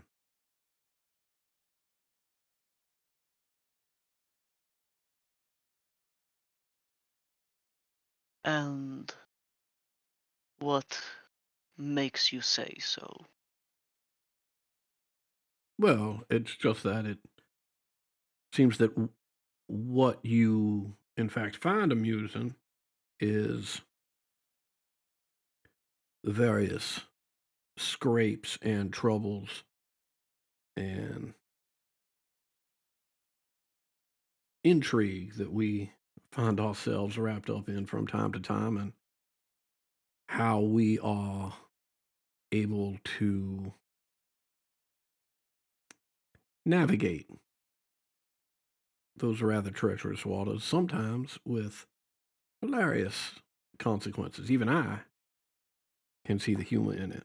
But this morning, we are here at the request of the Lord of the Lands. And I can't imagine that we will be on anything but our best behavior.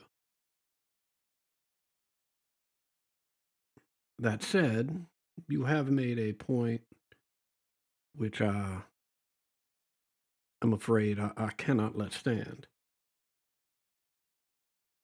See, Irina here is no one but her own.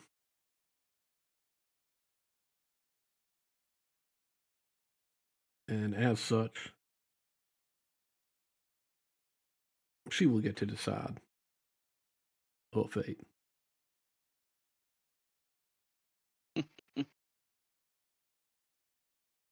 400 years I have ruled these mountains, this valley, these lands.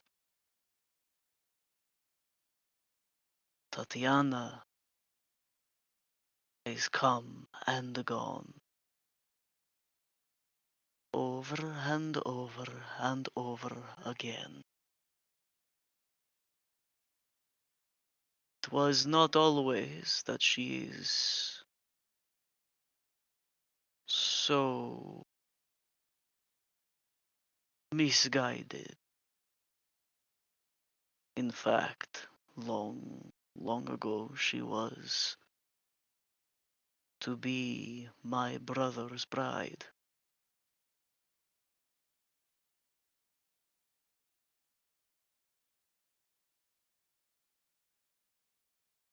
It is the injustices of a noble house that have wrenched her from me. I do not intend to fail again.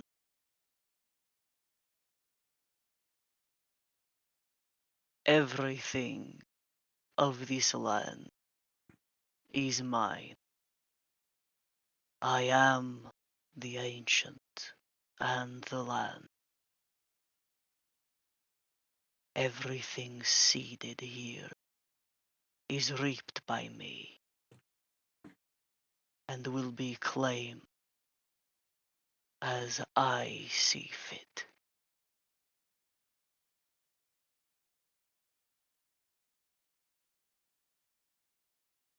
Well, that is certainly possible. And I have no doubt that you have ruled this land for, how long did you say, 400 years? Um, and in such time that you have accomplished many wonderful things and fulfilled many of your desires.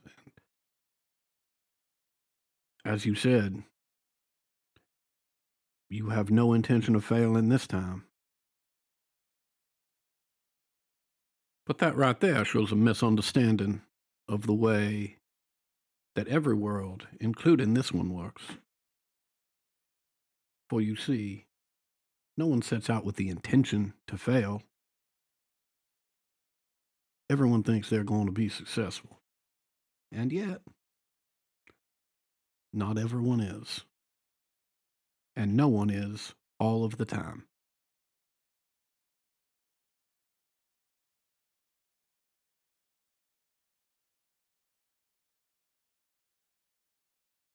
Now,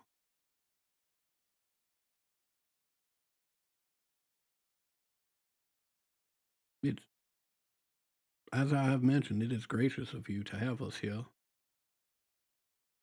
So,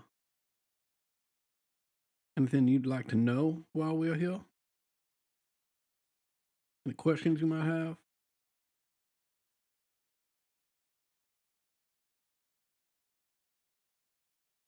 I have, I admit, rarely been enticed by the stories of foolish travelers into Barovia. But never before have I seen elves such as you. I will not ask, for I do not care, where it is you come from. But I ask, out of politeness, perhaps only, why it is that you have found yourselves in Barovia, and what it is that you have done with the House of Watcher, leaving it in the hands of such feeble-minded youths.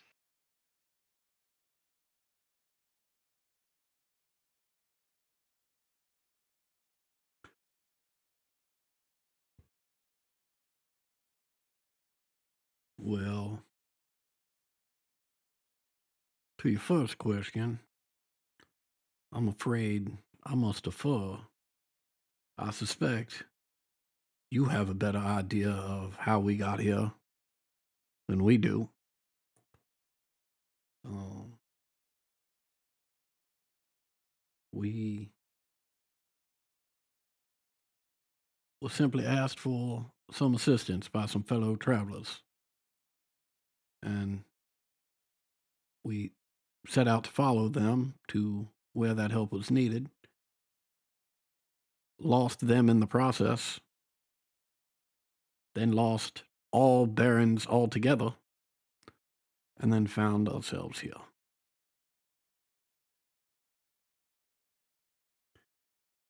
As for the Watcher household,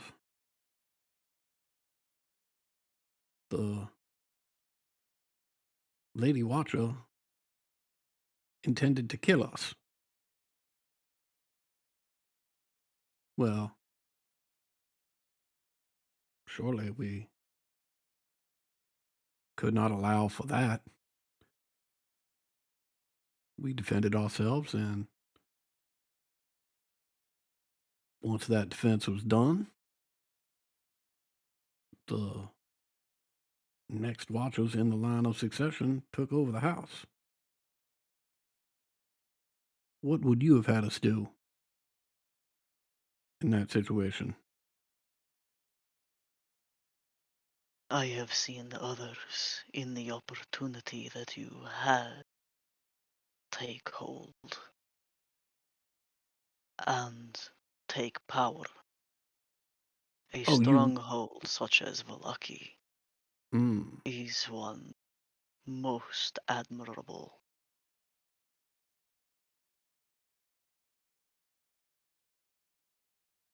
well, perhaps there's an area where an underlying difference between ourselves that I'm glad you've pointed out, for it may lead to confusion in the future. You see, my friends and I, we're not interested in the accumulation of power. We are interested in making sure that that power is disseminated to the people to whom it rightly belongs.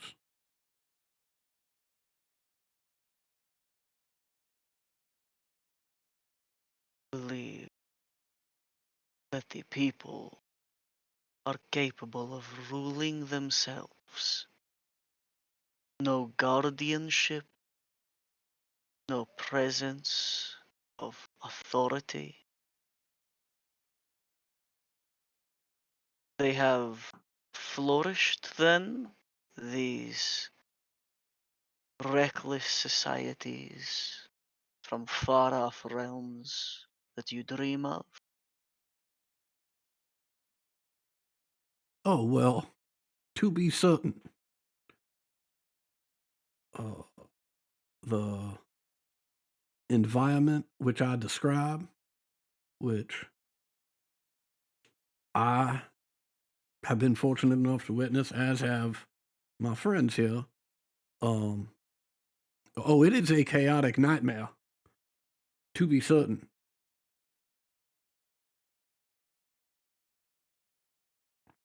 But it's a chaotic nightmare where each individual has a choice.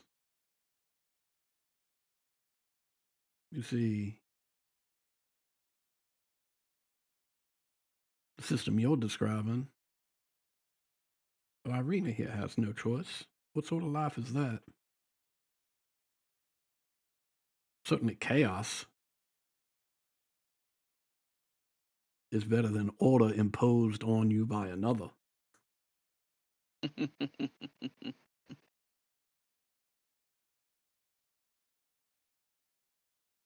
You are young, foolish. Now it's my turn to laugh. Go ahead. There is, as I have heard,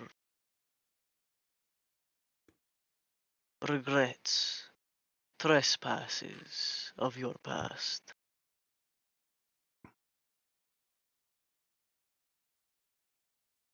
Naivete does not falter unless pressed by the crush of reality.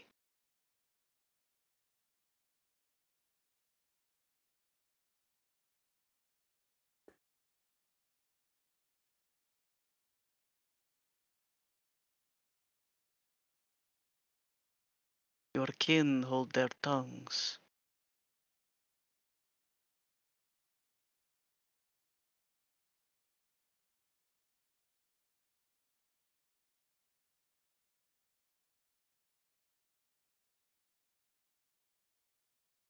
Well, they generally wait around till I stick my foot in my mouth and then smooth over whatever trouble I have created.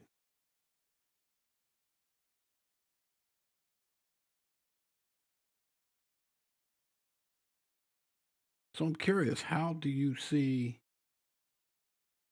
this little get together this morning? How do you see that ending? And you think that this has an end. Oh, everything has an end. Not in Ravenloft.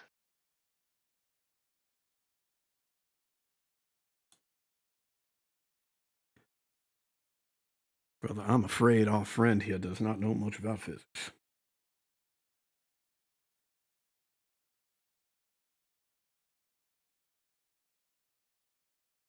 I didn't catch that last word. Does not know much about. Physics.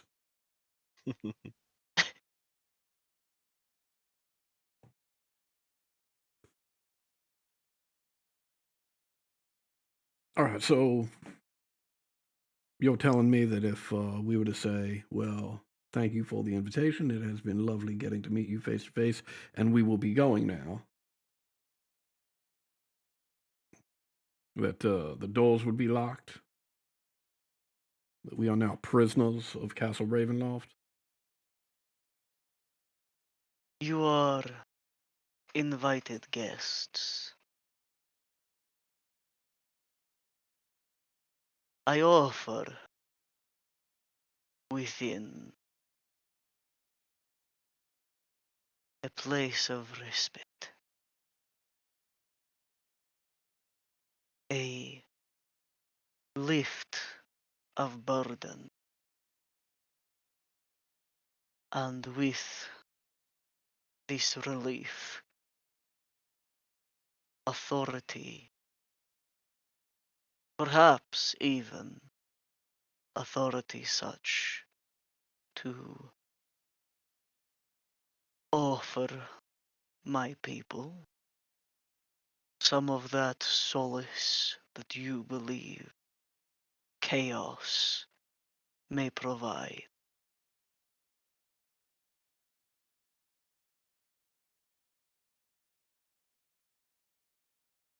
We have not come here seeking any kind of authority. I have not spoken so far in this meeting because I do not see that there was a point to this conversation in the first place.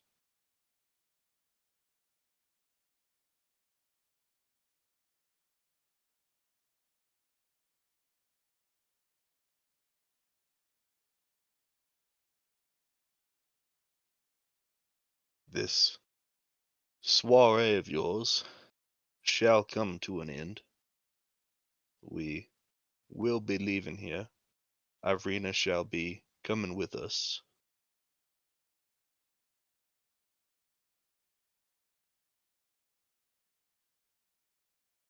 And you of two worlds. He looks down the table at Arium.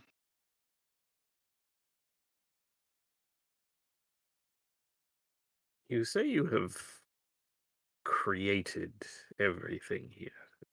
All of Ravenloft exists uh, purely as an extension of your own effort, your own desire. And yet, were it not for the kindness of a troop of travelers, you yourself would never have made it home to Ravenloft.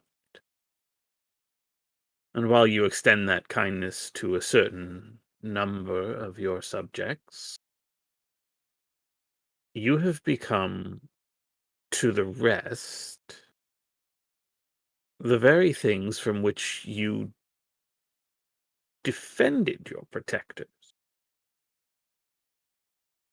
And while those beings, those ones you butchered in the defense of your saviors are gone, do you really believe that there will not come a time when someone else seeks for you the fate that you bestowed upon so many others? You have been here, you say, 400 years, living within these mists and taking your wives and husband and dealing with, we understand it, a number of interlopers in that time, individuals who have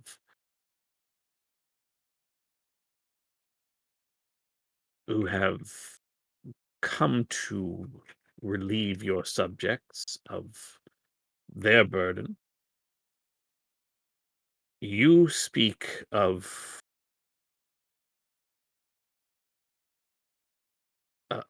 your subjects and the burden of chaos, but surely you can see that for so many, including the one you claim to hold above others, surely for them you can see that you have become that chaos, that you are the threat, the thing that they wish to be free of. I cannot imagine that with 400 years to while away your days here in Ravenloft that you have somehow never seen this. So I can only surmise that you enjoy being the cause of their distress. You thrive on being the cause of their chaos.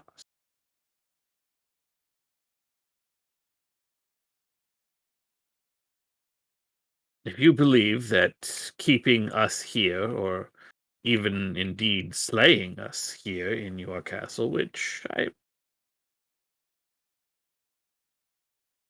I have no doubts is well within the power of you and yours. After all, it's said that you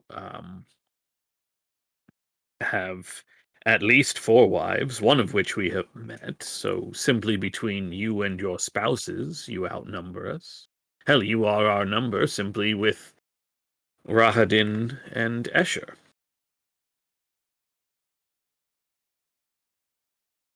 But do you really believe that our deaths, our imprisonment, or whatever it is you seek by bringing us here, by extending an invitation that I think we can all agree was never, never that. Do you really think that this circumstance in which you find yourself, this repetition, this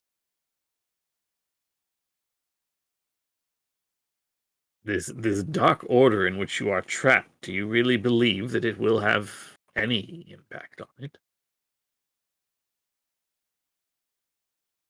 His eyes glitter in a grin.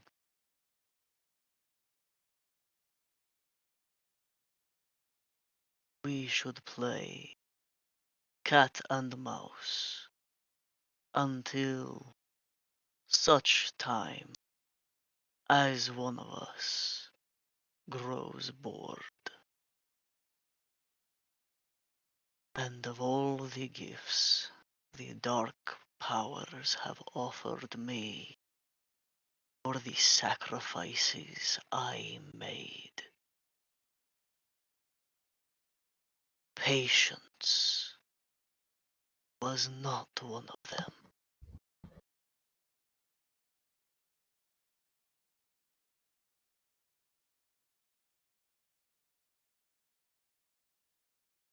Dawn always comes sooner than you expected. Dawnfather has forsaken these people. You have seen that with your own eyes. We have seen that your wife was yet unable to breach St. Andrew's. The reliquary is returned and rested, and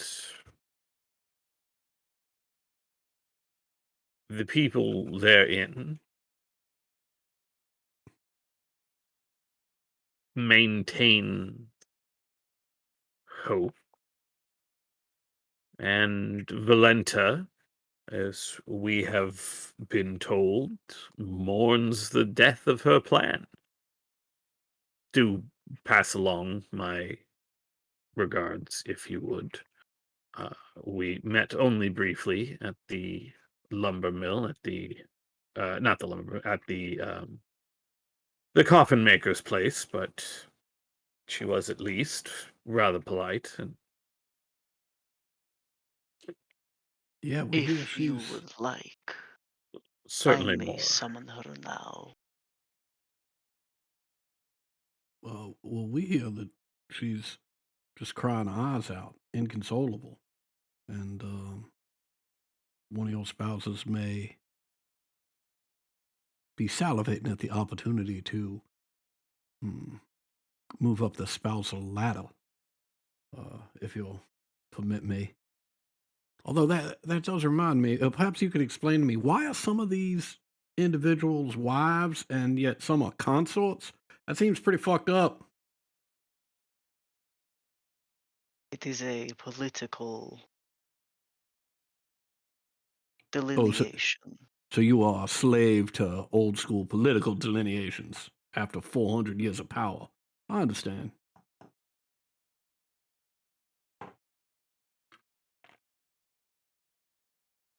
Tradition, as you may have noticed, is something the people I have lived for, hold rather dear.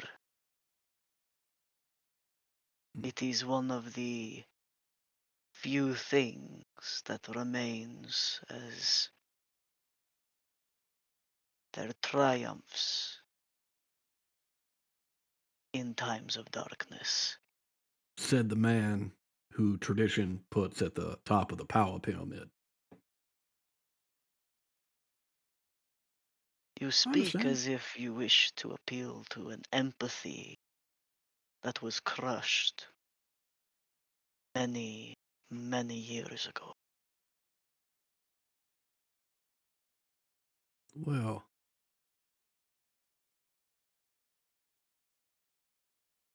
that may be the case, but just because it was crushed does not mean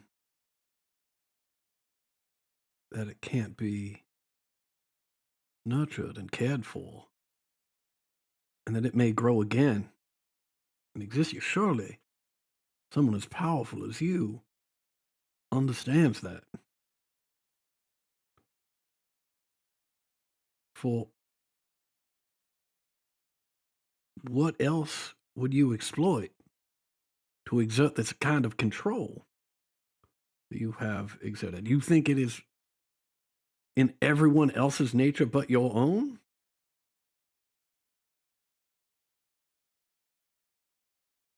I do look forward to this game of cat and mouse.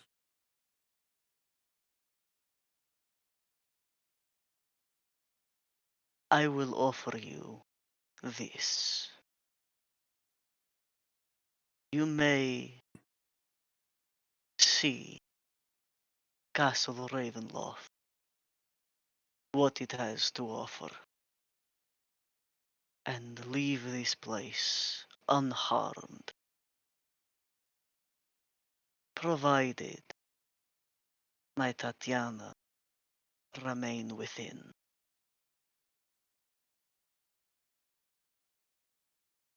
This is not something we shall even consider.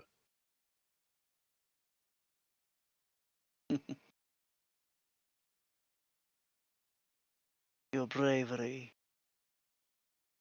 though charming, will certainly see your end. The image you see in front of you dissolves, not into mist, not into blackness, just vanishes. And the door to this room closes with a snap.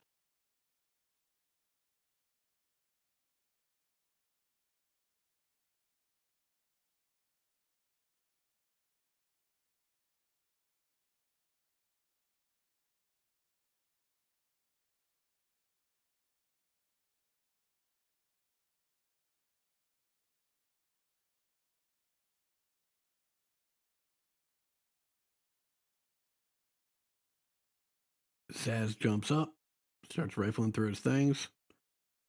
All right, Crowy, let's get to work.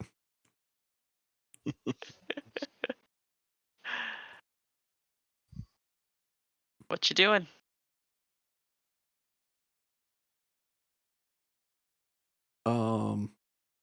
I will run over to these doors, getting ready to jam the crowbar in it, and then just think twice, like, I should probably check to see if they're locked. Okay. Yeah, I'll check to see if they're locked. They are not. All right. As I turn the doorknob, like, Uh-huh. I think, huh, that's suspicious. And I'd like to check it for traps. Make me an investigation check.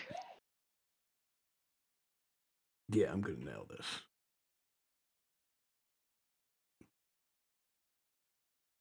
You don't see any traps or any trips. Yeah, fantastic. I'm going to throw that door open. Great. The door opens, and opposite in that room, in preparation, is Rahadin with a sword. A long, jagged scimitar in his hands. And as he twirls it in the air, he suddenly vanishes into mist and appears with his blade to Irina behind you.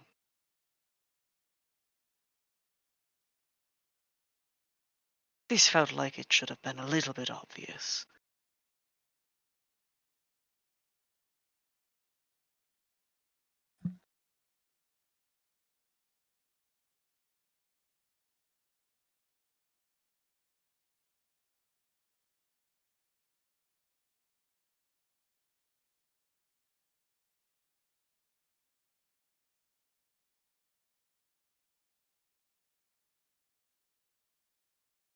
Sorry, what should have been obvious? Oh, you're over there now.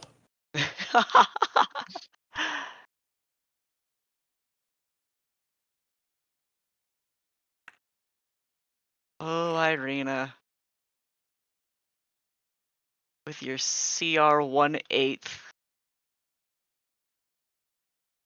Means she's more than a commoner. All right. Technically, yes, she is a noble. All right. First in initiative is Victor. It's literally all three NPCs, then us. Ah, fuck. Victor's Oh, just going to turn God. that whole side of the table into black ice. It's going to be great. You could move Rahadin down in the initiative if you wanted to break things up a little. Actually, I am actually going to defer to their dexterity, and this is one of the few times I'm going to think that's going to matter. Yeah, okay, he's got a +6 to initiative. That's crazy.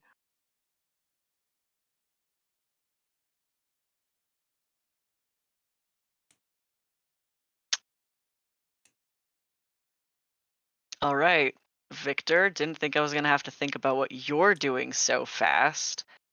Um, he is going to stand from the chair, and without the practice of combat, but um, with an abrupt and reactionary, what's the word? Movement.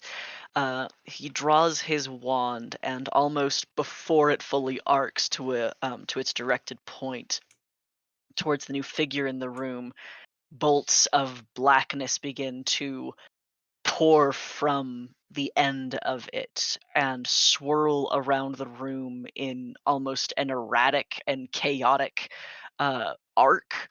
A few of them hitting Rahadin, one of them incidentally hitting Arium. Arium, take 1d. Let's see, that is 4 points of force damage. All right.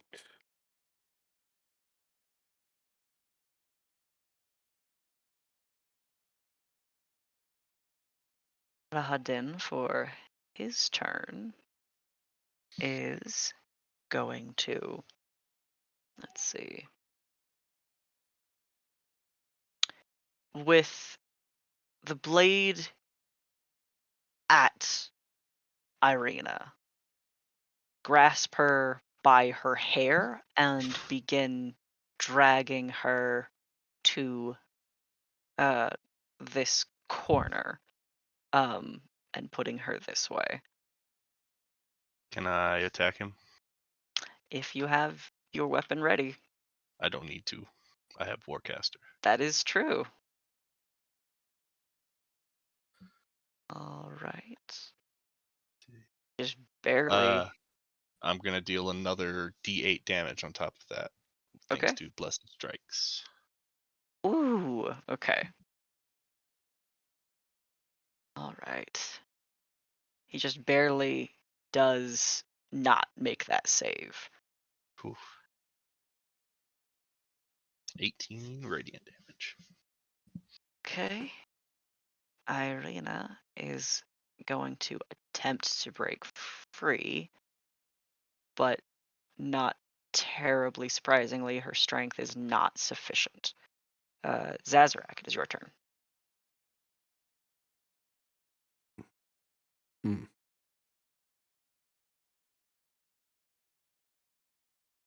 Um,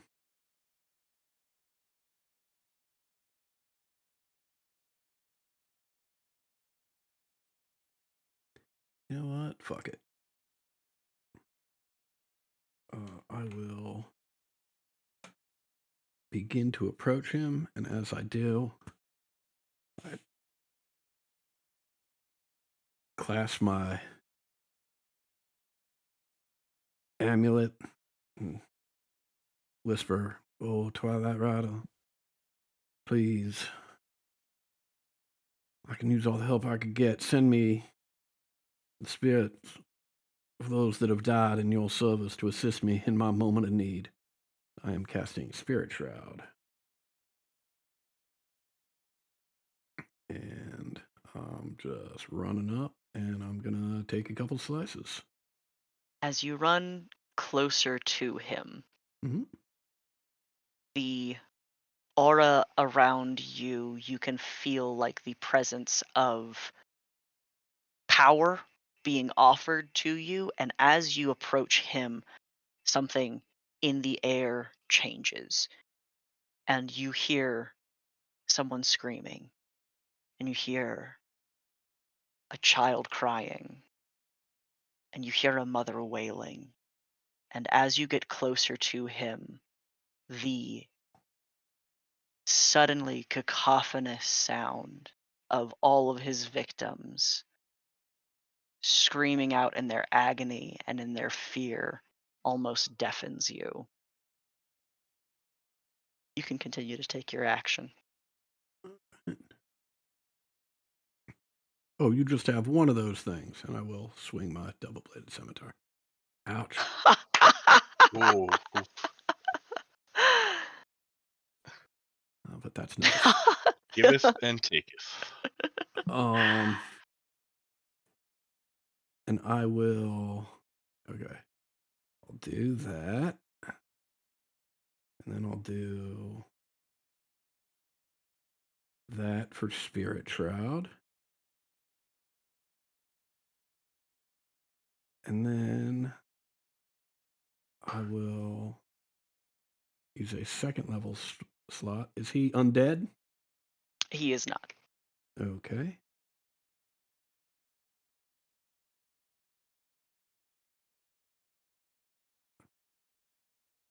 Ouch. Yeah, so that's 18, 22, 51. Yeah, ouch.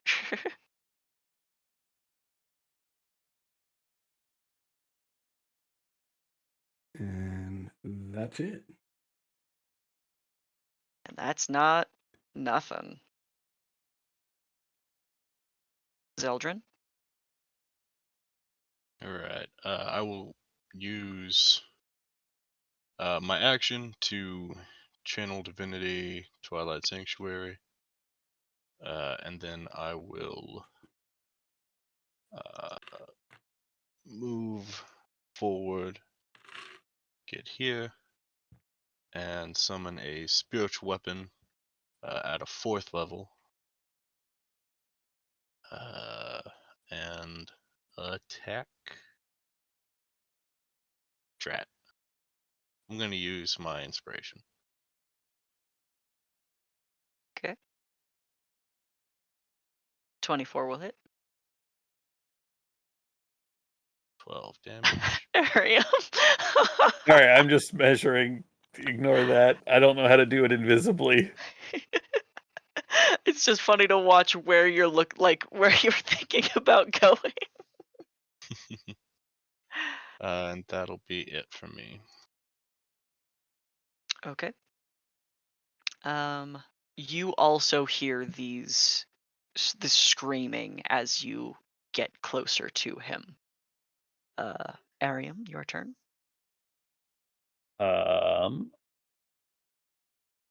I will go ahead and bonus action for hybrid transformation. And then I will perform that sort of button hook as I am trying very hard to get to a position where I can shove him away from Arena. Okay. This is basically Arium or Brokea dropping down, running almost on all fours, and then sort of like almost like a headbutt to push him away from Arena. Okay.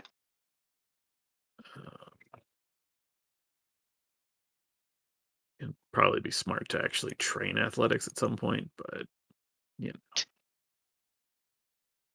I'll take a 22. He rolled a 24. Well, I've got another attack. I Okay. will try it again. Oh, no, that's me actually rolling an attack instead of athletics. Ooh, that's only an 18. That's The 21 will beat that. yeah. All right. You tough little fucker. All right. All right. That's it for me though. Okay. Oh god, this is funnier than I want it to be. Victor still trying to refocus, sort of like slams the butt end of his wand into his opposite Oh, hell yeah. palm. Thank you. Oh, he's going to Um, kill all 5 of us. Yes. yeah, everybody yes, make a that's dexterity saving throw. definitely what is happening. Oh boy. Oh boy. Jesus. I've got an inspiration for you, Tyler.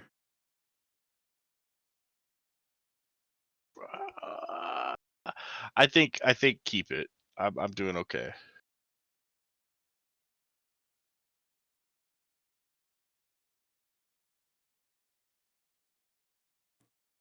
Okay. My dexterity is bad. So All right. That is saves for Arium, Zazarak, and Irina, and Rahadin. That is as this room explodes in a purple flame. I need, let's see, yeah, that is 32 points of fire damage totaled and then halved to those who have saved. 16 damage. Thank God for those temp hit points.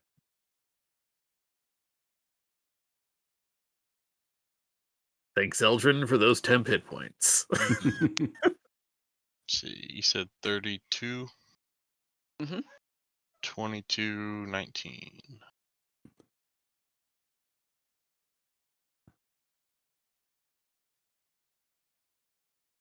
Okay. On Rahadin's turn, the wailing that you hear pitches, and you all see, like, from behind him, still in his one-handed clutch, Irina is sobbing violently. I need all of you to make wisdom saving throws. Everybody except Victor gets a +4 on this. All right. I will I forgot about that. I will use an inspiration to re-roll that. Yeah, you know what? I will do the same. God, I am missing Hyacinth's ability Hey. to teleport someone else. All right, Irina. They can do that very well. Marina did not do so good.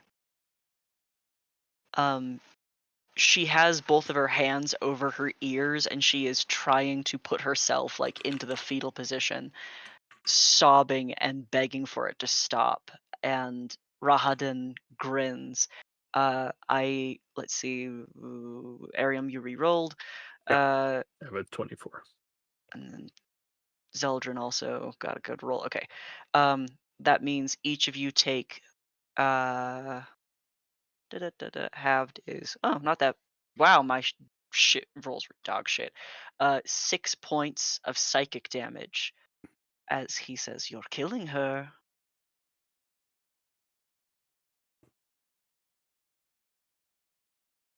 And for her turn, she's just going to feebly try to break free again, unsuccessfully.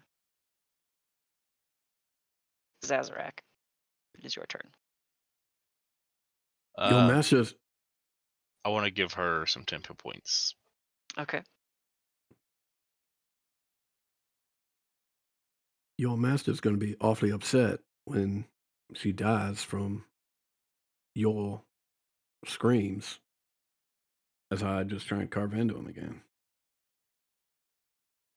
And 18 will just pass his parry, his parrying blade. All right. That's 11 plus 6. And then one more swing. So that'll do. Oof. And then with the back end. All right.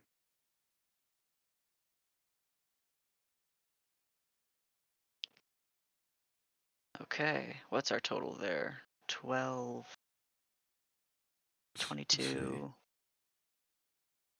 31, 31, 36? 46. 30, yeah, I got 46 also. 46. Okay. Oh, I missed a carry. Okay. Oh, okay. Ouch.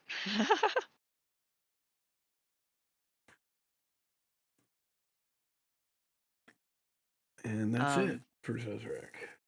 Through your swinging blades, his grin just turns into a sneer as he says, "She'll come back." And Zeldrin, it's your turn.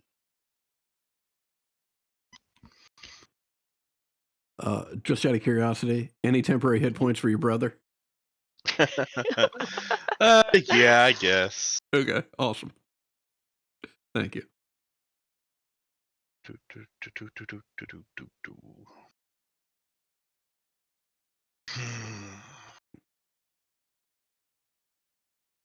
want to try to do something, but I don't know if it's going to actually do anything. Let's see.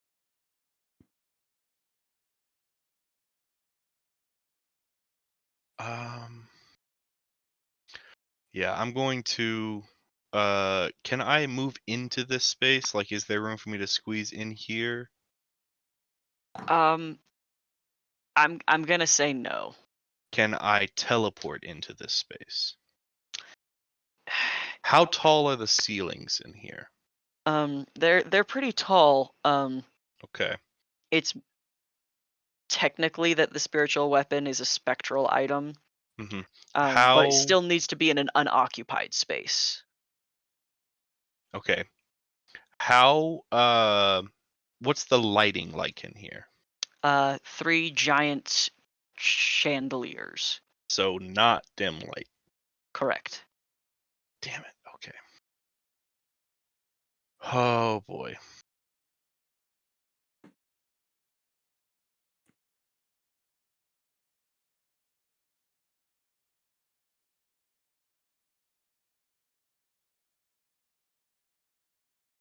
Well, then I can't do what I want to do.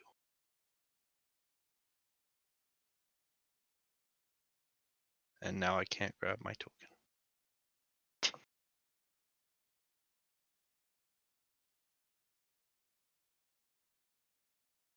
If I move the spiritual weapon, would I then be able to physically squeeze into that spot?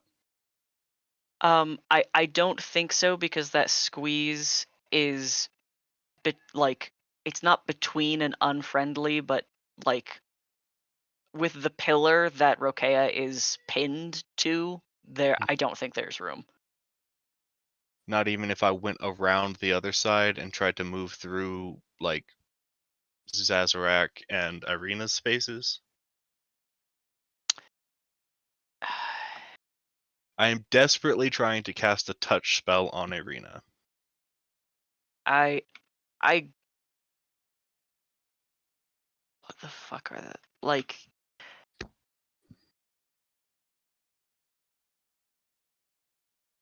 I think that'll be okay if you go around Zazarak.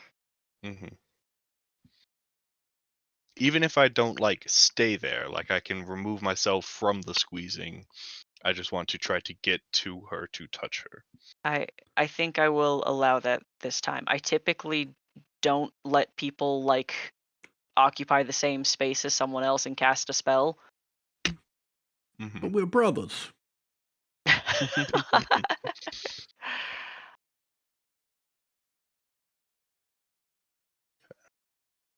Typically, I don't allow that. Mm-hmm.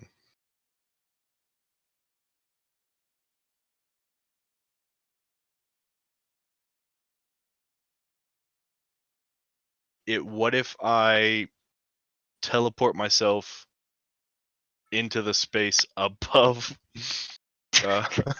above Zazarak, fall on top of him, and then reach out and touch her? I would allow that. Okay. You then have to deal with the falling thing, the mechanics of falling. Mm-hmm. Yeah, it will force me to be prone, give Zazarak an opportunity to save against being prone, but I won't be falling from a height great enough to cause damage to either of us, I think. Well, I guess I'm falling 10 feet at least. Yeah. So yeah. Well, sorry, brother. That's what I'm gonna do. So fucking funny. I gotta do what I gotta do. So Zaz can make a dexterity save to avoid me. It's a 25. That I don't even know what the check exactly is, but that It's like a definitely 15. saves. Yeah. So I will take the full damage and be knocked prone. Yeah. Which is fine. You want to roll that d6? Sure. I'll let you roll it. Wonderful. But I want to cast Freedom of Movement on Irina. Okay. Well, hello, brother. What are you doing on the floor? It's very packed in here. And then I would just have the spiritual weapon attack.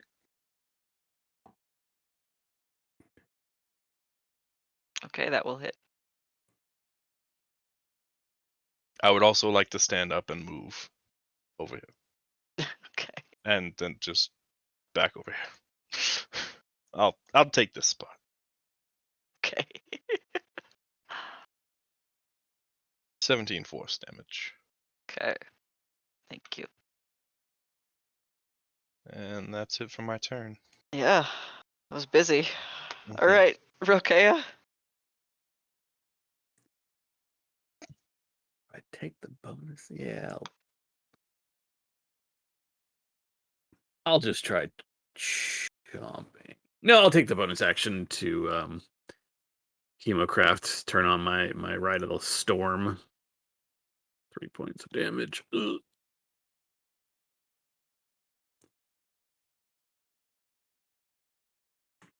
As bonus action, I will try one time, just one more time, to shove this guy away from Irina. Okay. It's a 13. It's not happening. I rolled 2 nat 20s for 26. Well, glad to waste them on Ugh. that. Then I'm just going to Predatory Strike. Right. Can't move you. Just gonna eat you. Nope, I forgot to turn on Rite of the Storm. Rite of the Storm. Hello, roll 20. Okay, well, thanks for that. I think I had I think I forgot to make him take an action on his last turn. That's fine.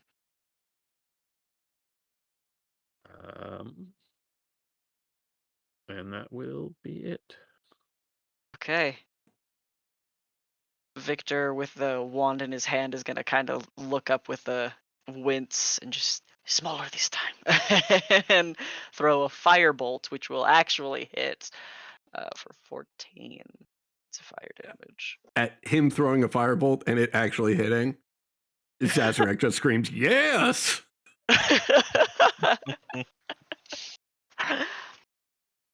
I need everyone once again to make wisdom saving throws.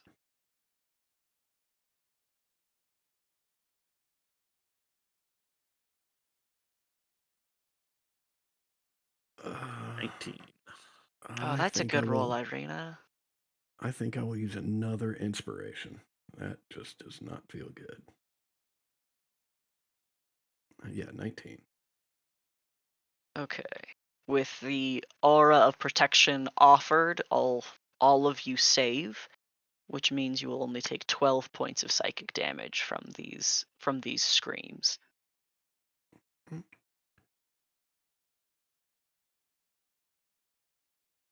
Irina's not looking great. Okay, now I'm actually going to take my fucking action. Mhm. Well, she had the 9 temp HP. Yes, which is what saved her just now. Just wanted to make sure. Yes.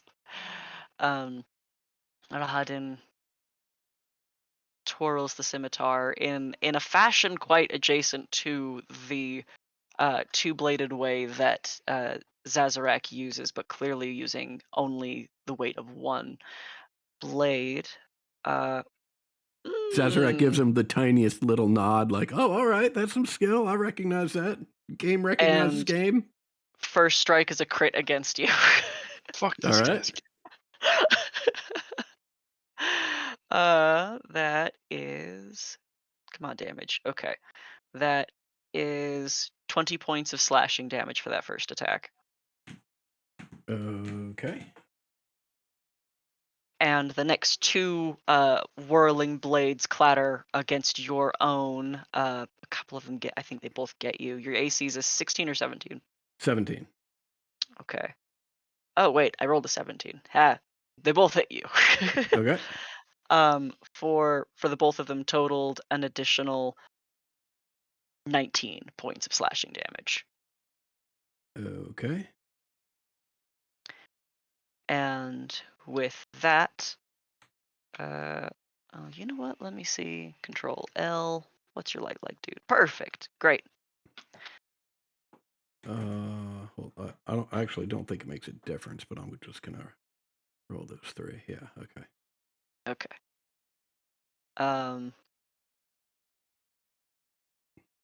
He's going to, with the one hand still clutching Irina's hair, look down at her in her sobbing frailty and just kind of with disgust let her go and teleport to here.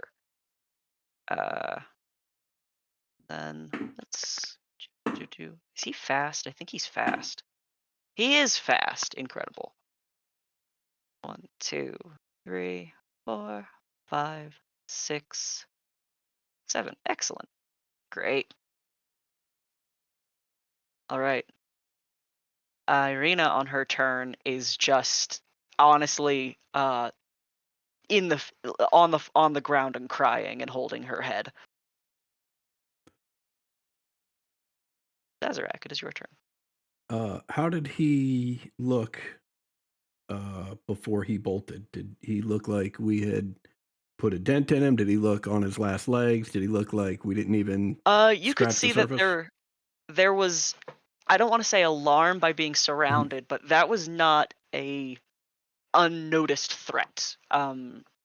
It seemed very much like a threat assessment and departure. All right. You did beat the shit out of him. You know that.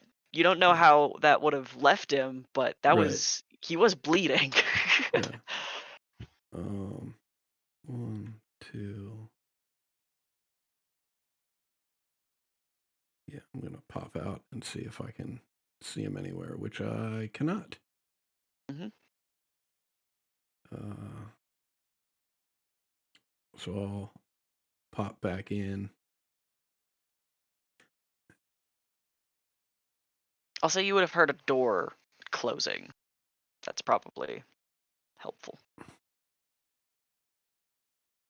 And reasonable given the distance. Okay.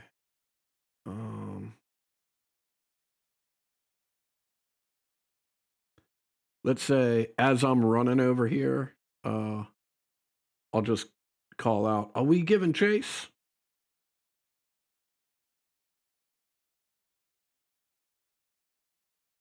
Some should stay with Irina, but I do not fancy letting him escape. Look, I think it's best we all just get the fuck out of here. I'll get Irina. Yeah, I don't see him out here in the hallway. I suspect I know where he went, but it's a fast son bitch.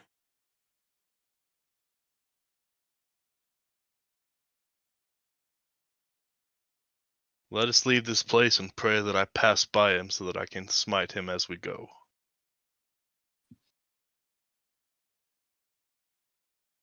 All right, I will end my Alright. turn. Just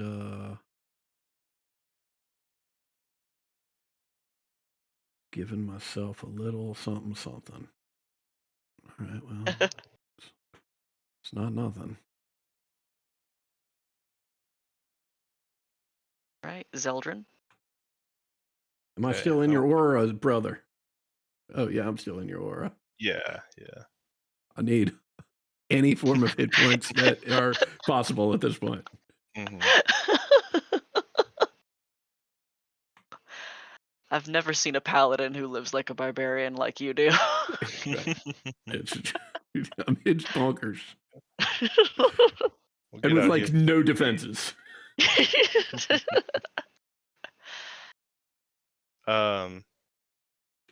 Do we what direction is the exit of this place? This way. I did not see anything. Oh, I'm on the other layer. Okay.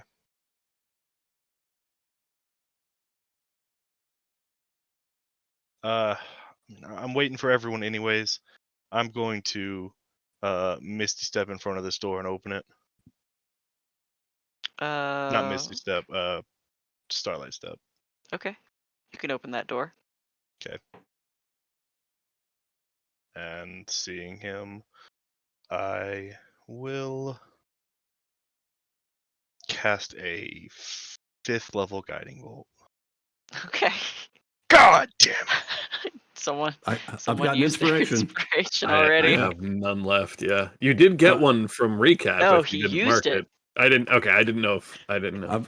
I've got That's- one inspiration left, and yeah, 5th level spell seems like a good time to use it. Oh, there you Thank go. you, Oh, brother of mine. Mother, what the hell is this? Oh That's my god. bonkers. Oh my god. 21 Oh. damage. Oh my god.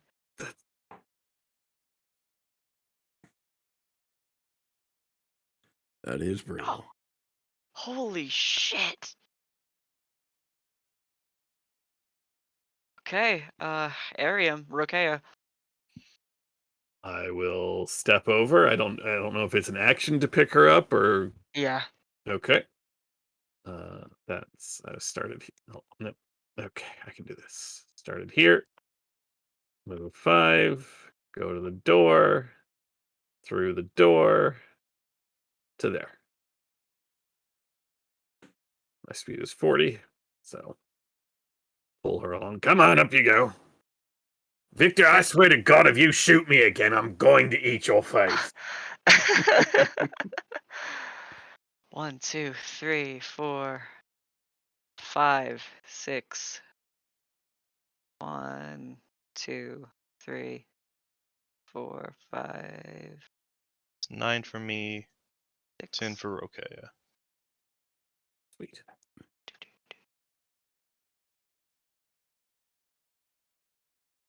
As Rokea and Victor enter into the hall, there is the sound of stone grinding on the ceiling above, and an odd, garbled shriek of a monster above you.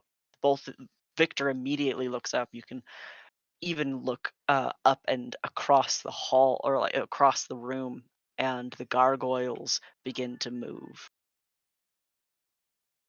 Do-do-do.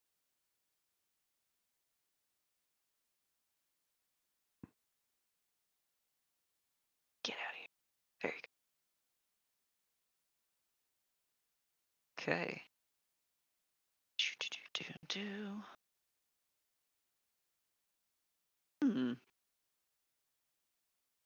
Interesting. Interesting.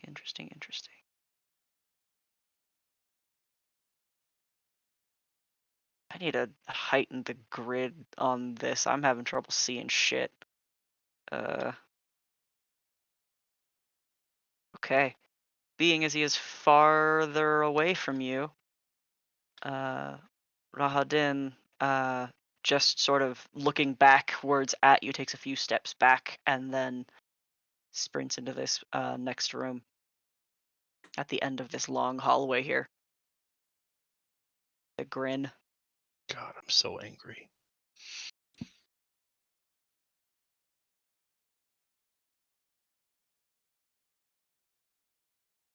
All right.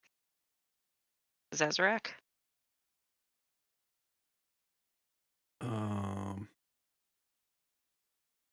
I will. Oops. Well,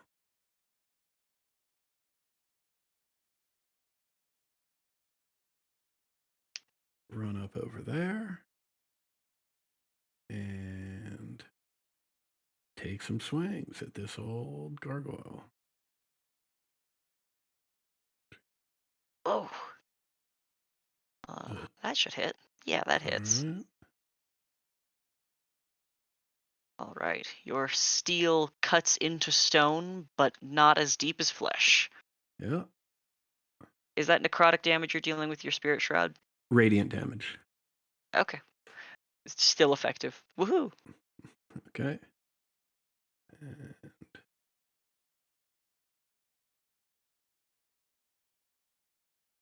then I will. I'm just gonna roll up 5 more feet, and that's it. Okay. All right, Zeldrin.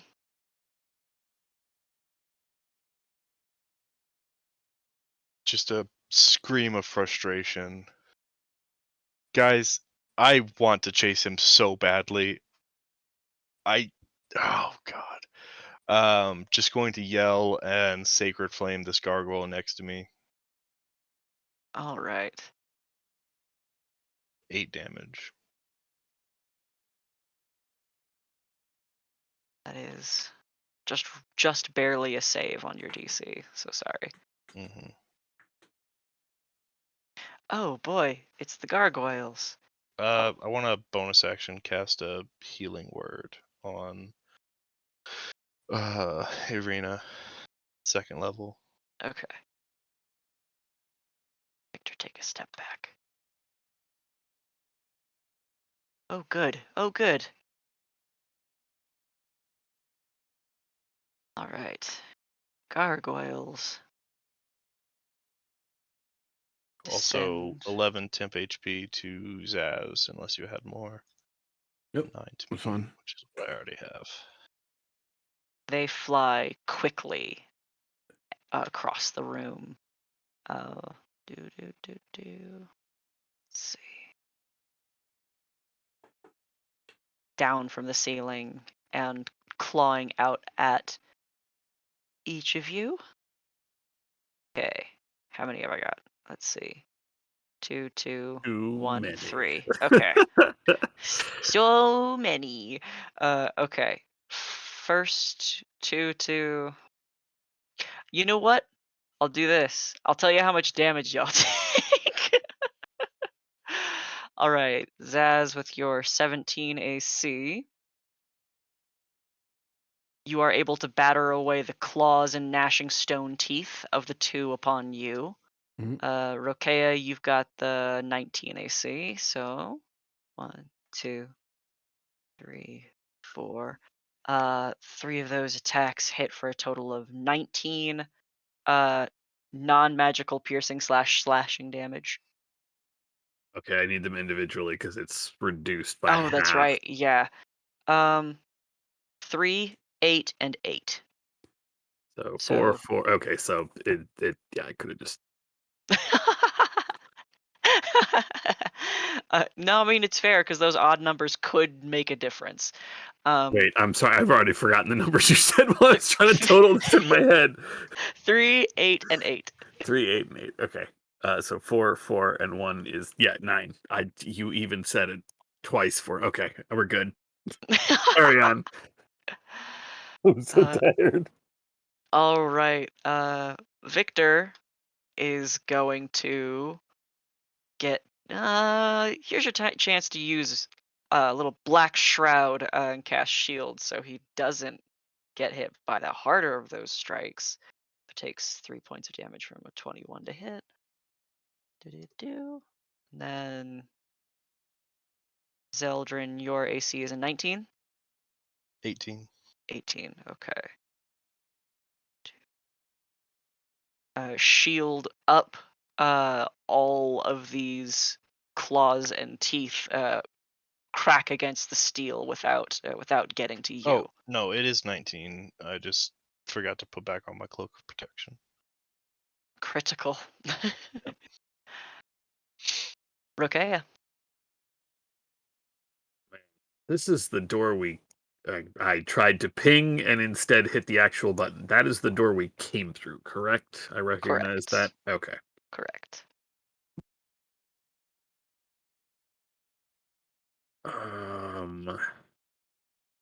I will set Arena down. No, I can still fight with Arena on me. It's fine. It's fine.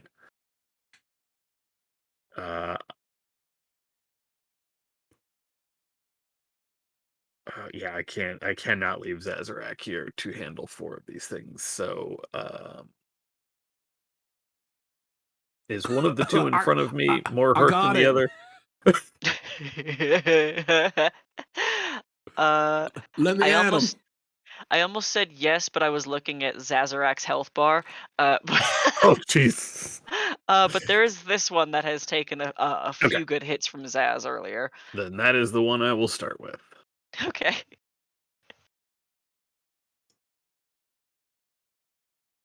Yeah. And I've got Rite of the Storm going. Mm-hmm. Is that everything? 2, 4. Yep, that's everything. That's it. Second attack is a 28 to hit Yeah. Okay. for a different kind of 9 damage. Incredible. Incredible how dice go. And then I guess as a bonus action, I'll just do it again. Nope, that's the wrong Oh, I button. forgot your attacks are magic. I gotta do a little bit extra. Yeah. Yes, very important. Very, Ooh, that's very only a important. 13 to hit though, so that's not even better. Yeah, that's a miss. They're Okay. made of stone. Arena, are you back to yourself yet? She kind of wipes her face and tries to nod for you. Right. There's a little red bottle on my belt. We're probably gonna need that for Zazarak in a second. Just if you could get that ready, and then I'm done. All right, Victor casting mage armor on himself. That's what he's doing for this turn.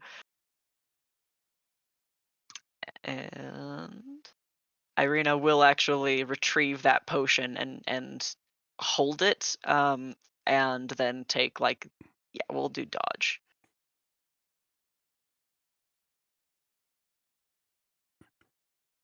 Zazarak. All right. I will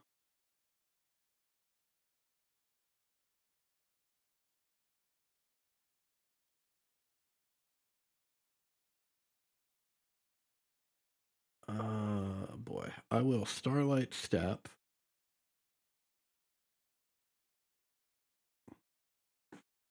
Yeah, hold on, because this is complicated. I got to get this right.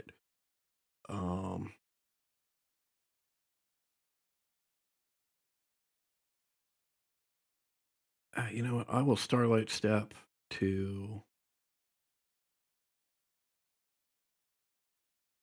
Nah, you know what? I'm going to make it easy. I'm going to Starlight Step to here. I'm going to drop Okay. Spirit Shroud. And I'm casting Hypnotic Pattern. Ooh. Let me find those template things. Hold on.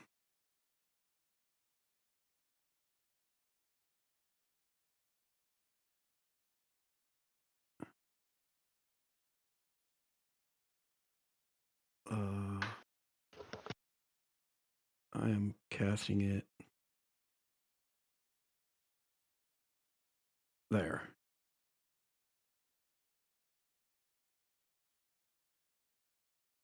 And it, as I cast it, it's just I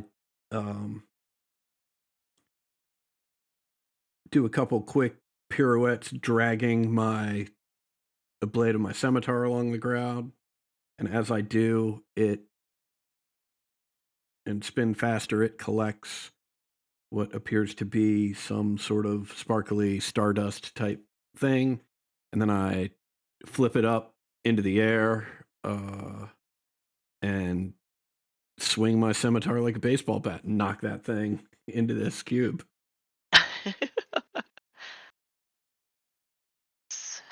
7. 1, 2, 3, 5, 6, 7. Your DC is a 15. 16. 16? Mm-hmm. Why does your thing say 15? My sheet says 16. Let me see if I have Bless or something on. That wouldn't do matter. not. It's proficiency bonus plus your See. casting mod Yeah. plus 8. 4 Right, plus so 4, 8. plus 8 So is it should be 16. 16. Yeah. Yeah. Wonder why that's wrong. But of all of those, I have then only the one nat 1 as a save, which was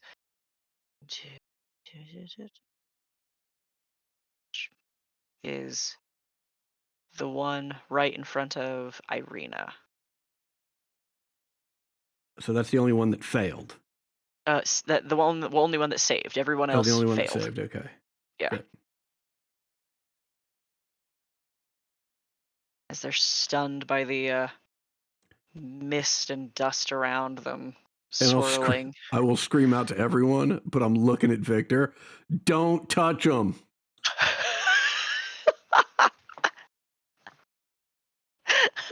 Actually does shoot down what I was thinking about using for him on his turn, but we'll see. Zeldrin, you're up. 9 to Zaz. Thank you. I will cast. Let me double check something. Just mechanically speaking, does that automatically replace whatever temporary hit points I had before? No, you can keep whatever's highest. Whatever's higher. Okay, thank you. I don't mean to make fun of you, Adam, but I think you ask that every time. I ask it every time. I ask it every time. And just to be clear, like, will into perpetuity. Like, I can tell already, it's just not the type of rule that's going to stick in my head. I'm going to cast Word of Radiance, only hitting the 2 that are not the stunned one. Okay. 1, 2. Okay, they both take damage. And the one below me will take an extra d8. Okay. Okay.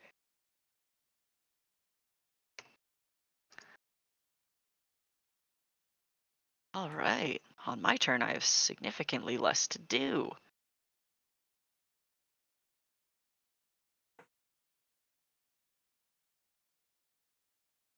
Okay.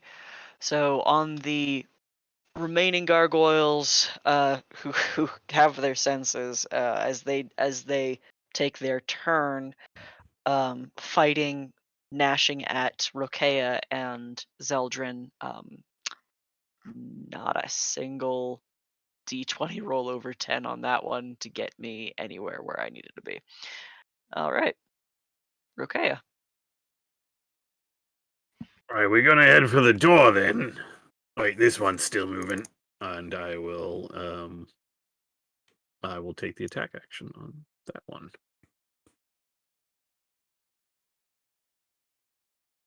Attack.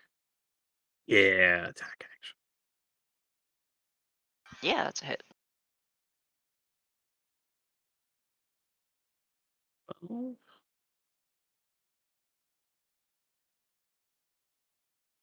For 17. Ooh. Okay. And bonus action for 12 more. Well, that fucked him up pretty bad. And then Victor says, "Okay, I'm going for that one. That only that one." And points to the one still moving in front of him. With another bolt of purple flame. That just the force of it pierces through its chest and it collapses in a loud rumbling clatter.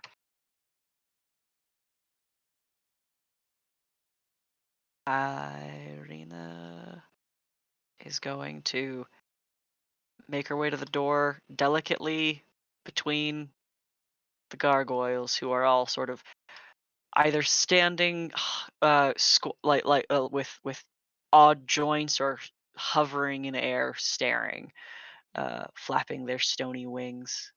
Zazarak.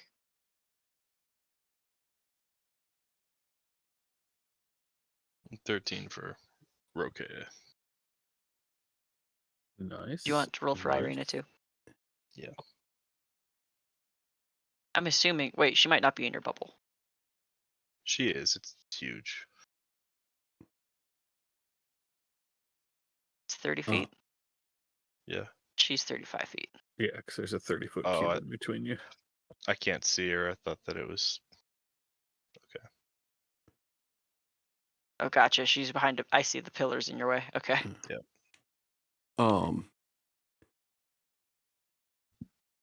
Seeing Victor like aim precisely and fell this thing, I will place a hand on each cheek and kiss him on the forehead. Well done, Victor. Well done. Now, carefully make your way to the door. And I will, let's see, get up here. I think I'll take, one step that way, just in case. And do either of the gargoyles next to my brother, does one look worse than the other? The one below, just Okay, a then touch. I'm aiming at that one. Twilight Rider, please don't make me get close to these things again.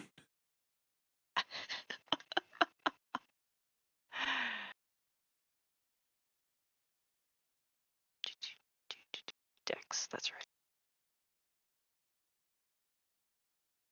Okay, well, that's a nat one. All right. That is. Yeah, I think that's going to be my turn. Great. All right, Zeldrin.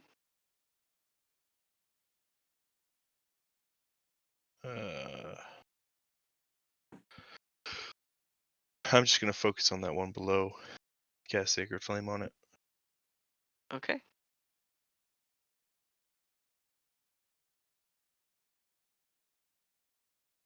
Oh, ouch. That's 10 points of radiant. Is your feature, is it always radiant damage, or is it just the same Yes. damage? Always radiant. Okay, cool. I wouldn't know because I know you only do radiant damage. Okay, on their turn.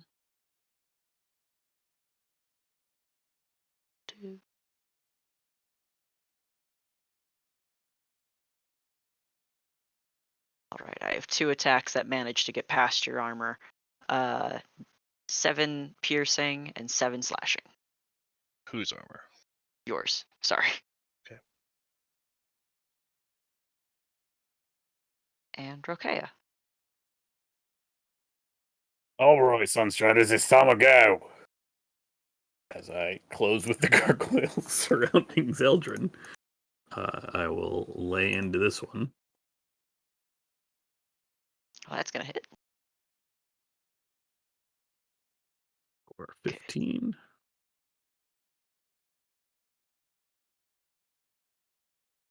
Okay. Then for 14.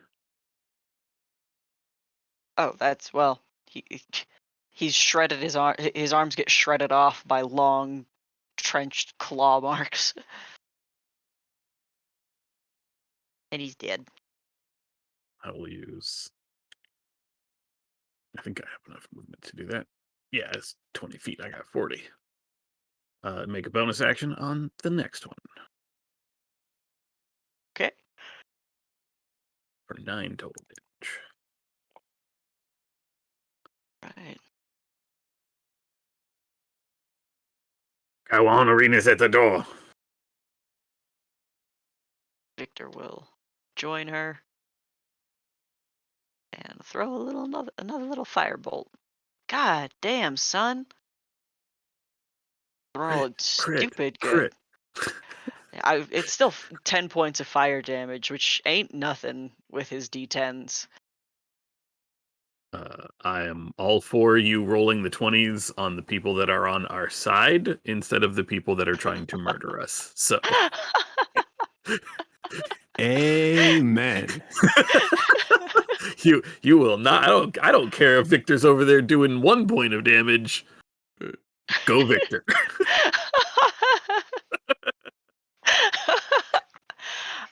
You heard him. You heard it, folks. We've got that one recorded. Go Victor. Zazrak, it's your turn. I'm not the Victor hater. Well, former Victor hater turned Victor fan over there. Right, I will send a sacred flame to the one still alive, and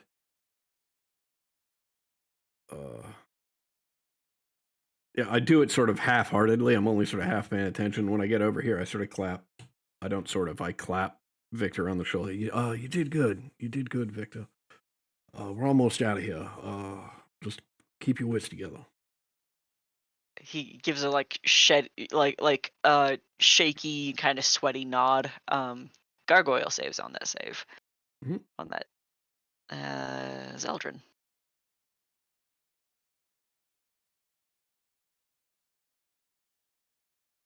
Okay.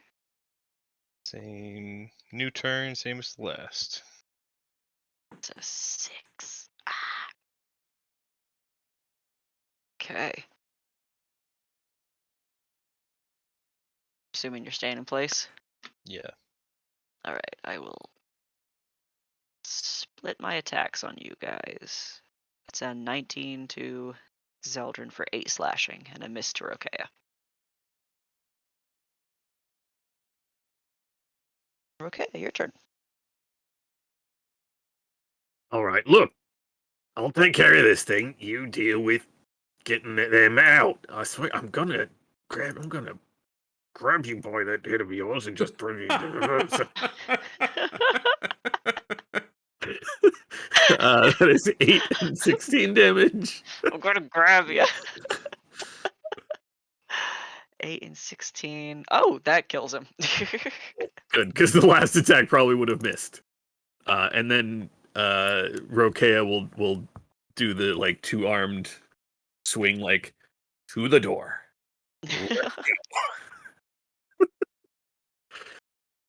Do I open the doors now? Oh, well, let me turn my expert eye to it and see if it's trapped first. What is that? Perception? Investigation? Yeah, investigation. Oh yeah, we're fine. I'll just open this door right up. All right, here we go.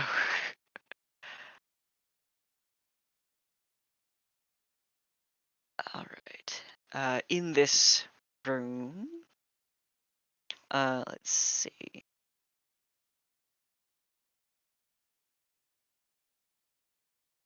Overhead, in the vaulted entry foyer, Mhm. 4 statues of dragons glare down with eyes flickering in torchlight.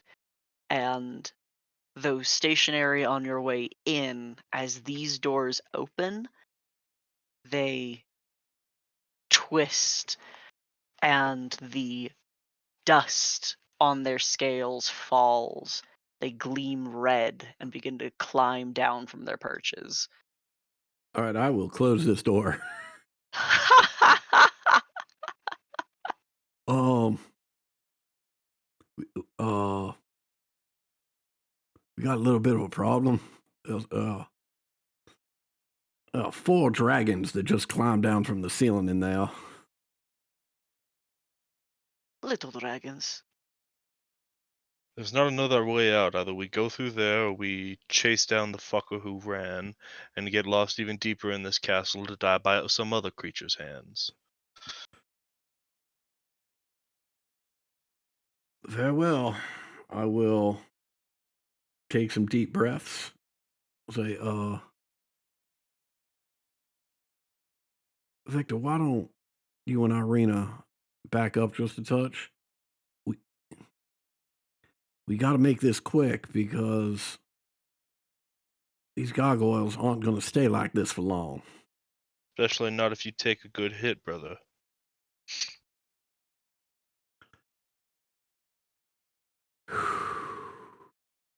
Are we ready? Why don't you let me go through first? I don't have none of that fancy magic stuff.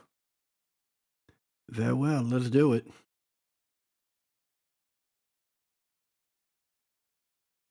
All right.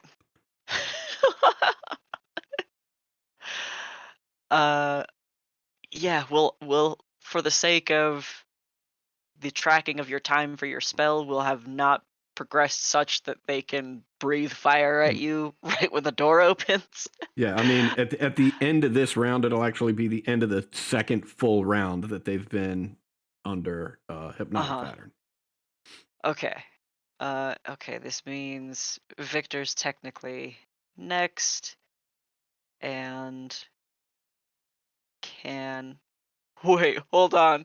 Hold on, Vic. Hold on, Victor. This is stupid. Here we go. Cast Cone of Cold into that fucking pathway. It's on our side for once. It's on our side.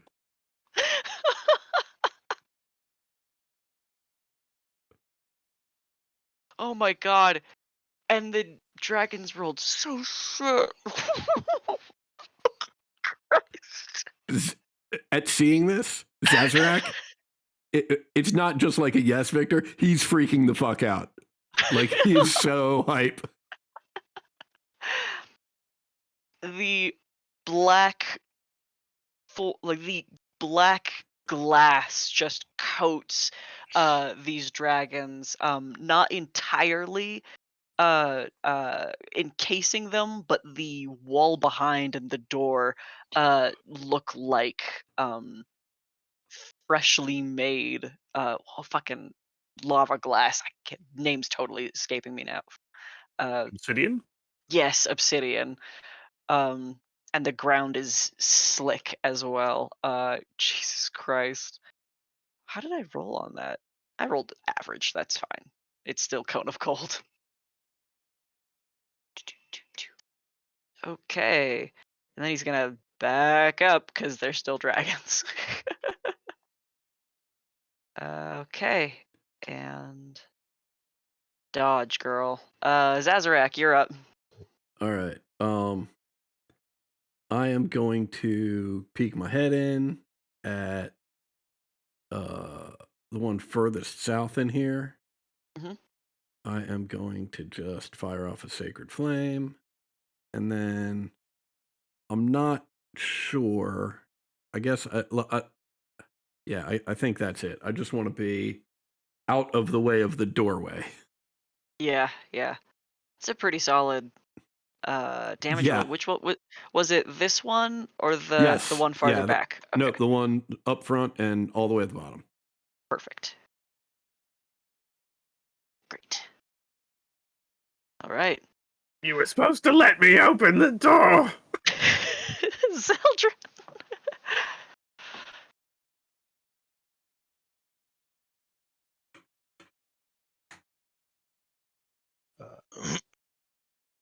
See, 30 feet.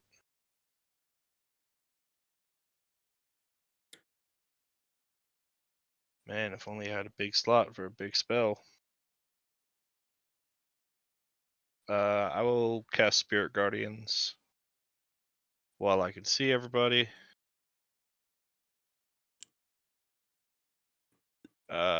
Make sure you count those gargoyles as friendly. I shall not do that, but I shall teleport deep inside of here to where they are not in the radius. And that's it. Okay. 2, 3, 4. Hey, babes. You're dragons. What's with this? What's with these dice? What's with these dice? God damn. Okay. 16? Mm-hmm.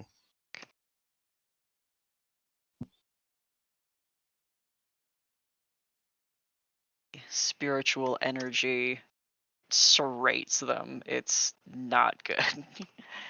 For them, anyway.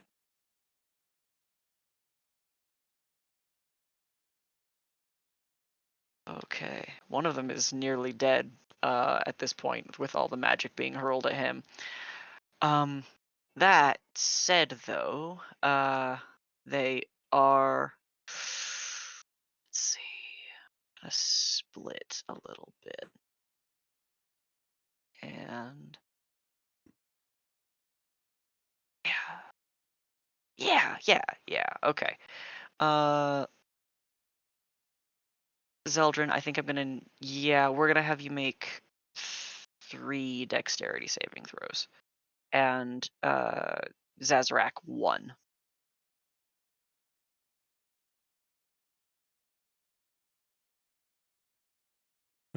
So that's a 19 for me. Yep. That is, let's see, for Zeldrin, that is only 1 failure. But it is like 3 dragon heads turning and blasting you in this corner.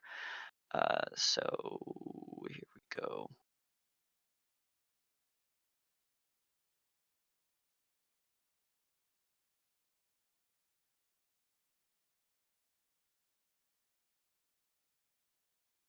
Okay. Now I've got to hold on. I've got to do math now. That's the one you failed. Those are the ones that you saved. So it's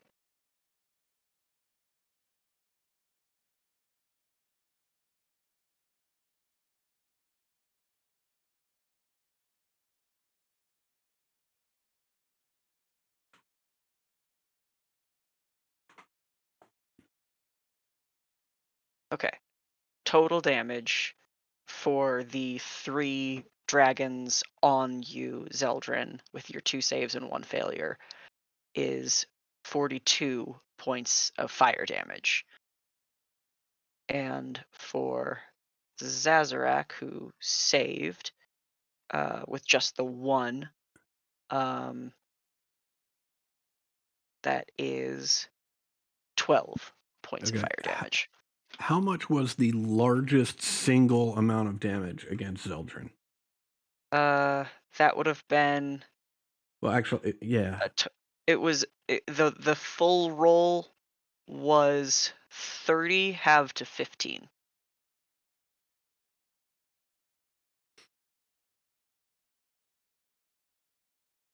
All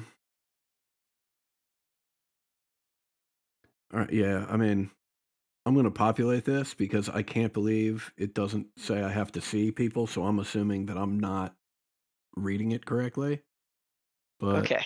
Okay. if I'm reading it correctly and I just have to be within 30 feet, I would like to rebuke the violent on whichever one of those 3 dragons did the most damage to my brother.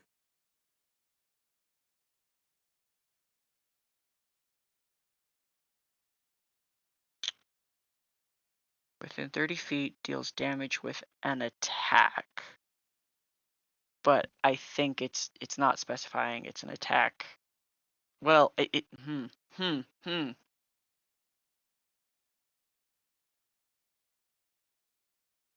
No, I think this is still right. I think it's still right, even if it's fucky and weird and not worded helpfully.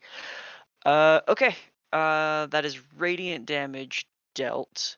Well, it needs to make a wisdom saving throw. It might Oh, not that's take right. Yeah. right. God, good lord, boys, you're dragons. Oh my god. You know, Max, it's They're just okay little if you don't ones. kill us. I'm not trying. It's not that. It's just that their saves should be better than what I'm getting. They're little dragons, but they got heart. No, they don't. They're fucking. They're shit in the bed, honestly. Okay, and dealing back as radiant damage means it is not immune to the damage it just receives. Okay, all right. Gargoyles are still out. It is Rokea's turn. Bloody fucking get for the dog. Oh, okay, you both looking. I will claw this one as I'm running by. With how shitty this one's doing, there's a chance as you're running by you kill this one. That's kind of what I'm hoping, honestly, but that would require better damage rolls. Yeah, unfortunately. I will hit this one now. Okay. That was the one that you just witnessed getting struck by divinity. Excellent. You have literally done exactly as much damage as required to kill that dragon. Okay, that was 35. I will stoop. I closed the door by accident. I will take the Just attack of opportunity to close and try to pull one more off of Zeldrin. all right. Uh, You are snapped at with a 19 to hit. that'll hit. 7 piercing, 1 point of fire. As you've That's dropped your claw into the back of the head of that one dragon and just shrieked and shriveled 7 and to fell. 3, so -4 is okay. There we Yes.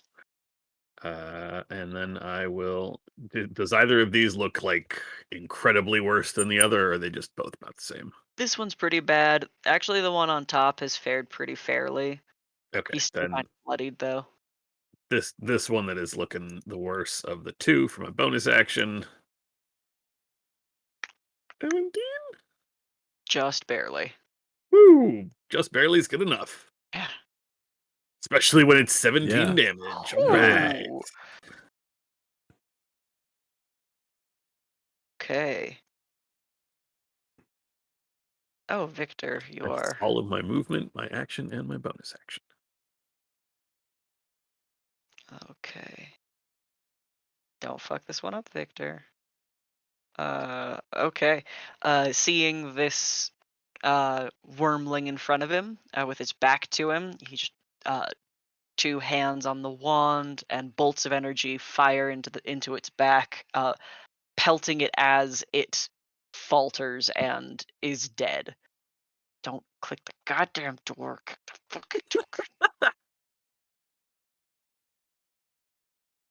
It seemed like such a good idea, Roll20. It seemed like such a good idea. Irina just shouts out, the potion now? And Zazarak, it is your turn.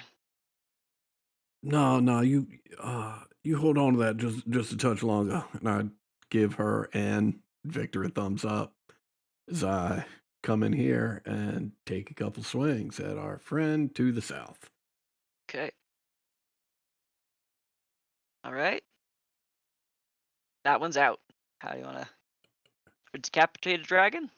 Yeah, I mean, the most exhausted, like non-enthusiastic way to kill a little wormling is what is happening here. Zaz is just worn out, but he will step up and take some swings at this other one. Yeah, there we go. Oh my god, yeah. Nice.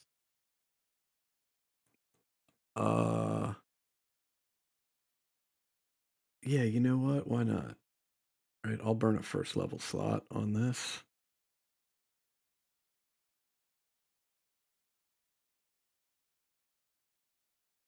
That doubled? Yes. It's already doubled, yeah. Gotcha. All Okay. right. And then the final with the back end of the blade.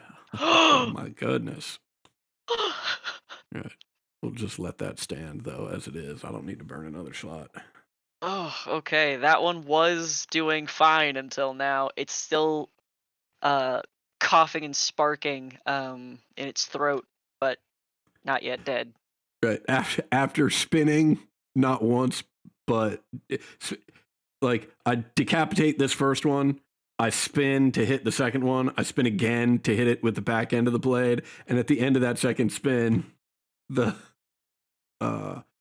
one end of the double-bladed scimitar is just in the point is in the ground, and I'm holding onto the shaft with two hands, just leaning all my weight onto it, breathing heavy. Oh, somebody please take this thing out. Zeldrin?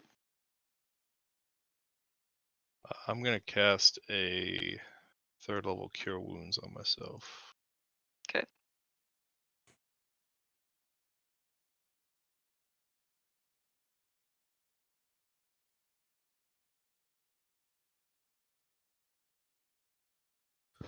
That's it.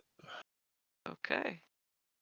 It doesn't actually matter what this rolls. Well, spirit. Yeah. Okay. Yeah. That's. How do the spirit guardians kill this wormling that have 3 points left? Just a righteous burning. All right. And initiative ends. Well, technically not. Actually, you still have. I just remembered your thing. I'm assuming you open this door, Yeah. which opens to the courtyard, which you can exit into. Has Floof made it out here? You see him on the other side of the portcullis. Mhm. Hey, buddy. He starts digging. That's a quality instinct, Floof. Quality instinct. Like we got us an escape plan. All right, Irina, Victor. Coast is clear. Let's go. The 5 of you run out into the courtyard, into the now 10-foot wide and deep tunnel that Floof has created that you can all clamber through under the portcullis and take off across the bridge. Is that right? Yeah, I mean, I can't, like, anybody have any brighter ideas? Oh, away from this place. Yes. All right. And that's where we will end session. I have got my arm around Victor, and I'm, like, patting him on the chest with my palm. You did good, son. You did real good. That was really hard. Yeah. But we all made it, and that's what's important. And look, I think I actually see a bit of genuine emotion on your face. Now, it is sheer terror, but it's genuine emotion nonetheless, and it's a good place to start. So, like I said, you did good. We all did good. And that means you too, Irina. It was difficult. nods and wipes her face. Keeps running. I'll take that potion back now. Yeah, she'll Looks go like with we won't need it after all. I put an arm around Rokea and an arm around Zeldrin. Oh, and of course, thank the Twilight Rider for you two. I don't know what would have happened to me otherwise. Zeldrin is obviously just fuming mad.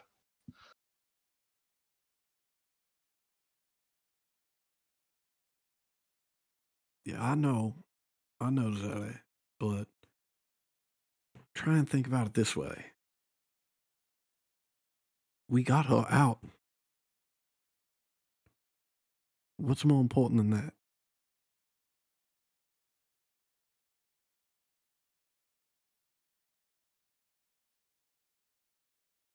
All right, let's go find a place where we can get a drink. We might be running a while. Don't forget we came in a carriage. Oh, yeah, I know. Oh, wait, no, I got a drink right here for you. I will produce my wineskin. No, it's not the garbage wine that I poisoned myself with. As far as I was aware, that was all you had. Well, I'm drinking it regardless because, I'm unaware that he would have kept any of that in the wineskin. But yeah, I will definitely take a swig from that wineskin. Oh, thank you, Rokea. That hits the spot. Wait, you didn't just get, oh no, sorry, wrong pipe. Just wrong pipe. It's fine. It's the stuff from Owens. Yeah, no, it's delicious. I got worried a second because I started having some difficulty breathing, but it's just all the excitement. It went down the wrong pipe. It's my bad. I apologize.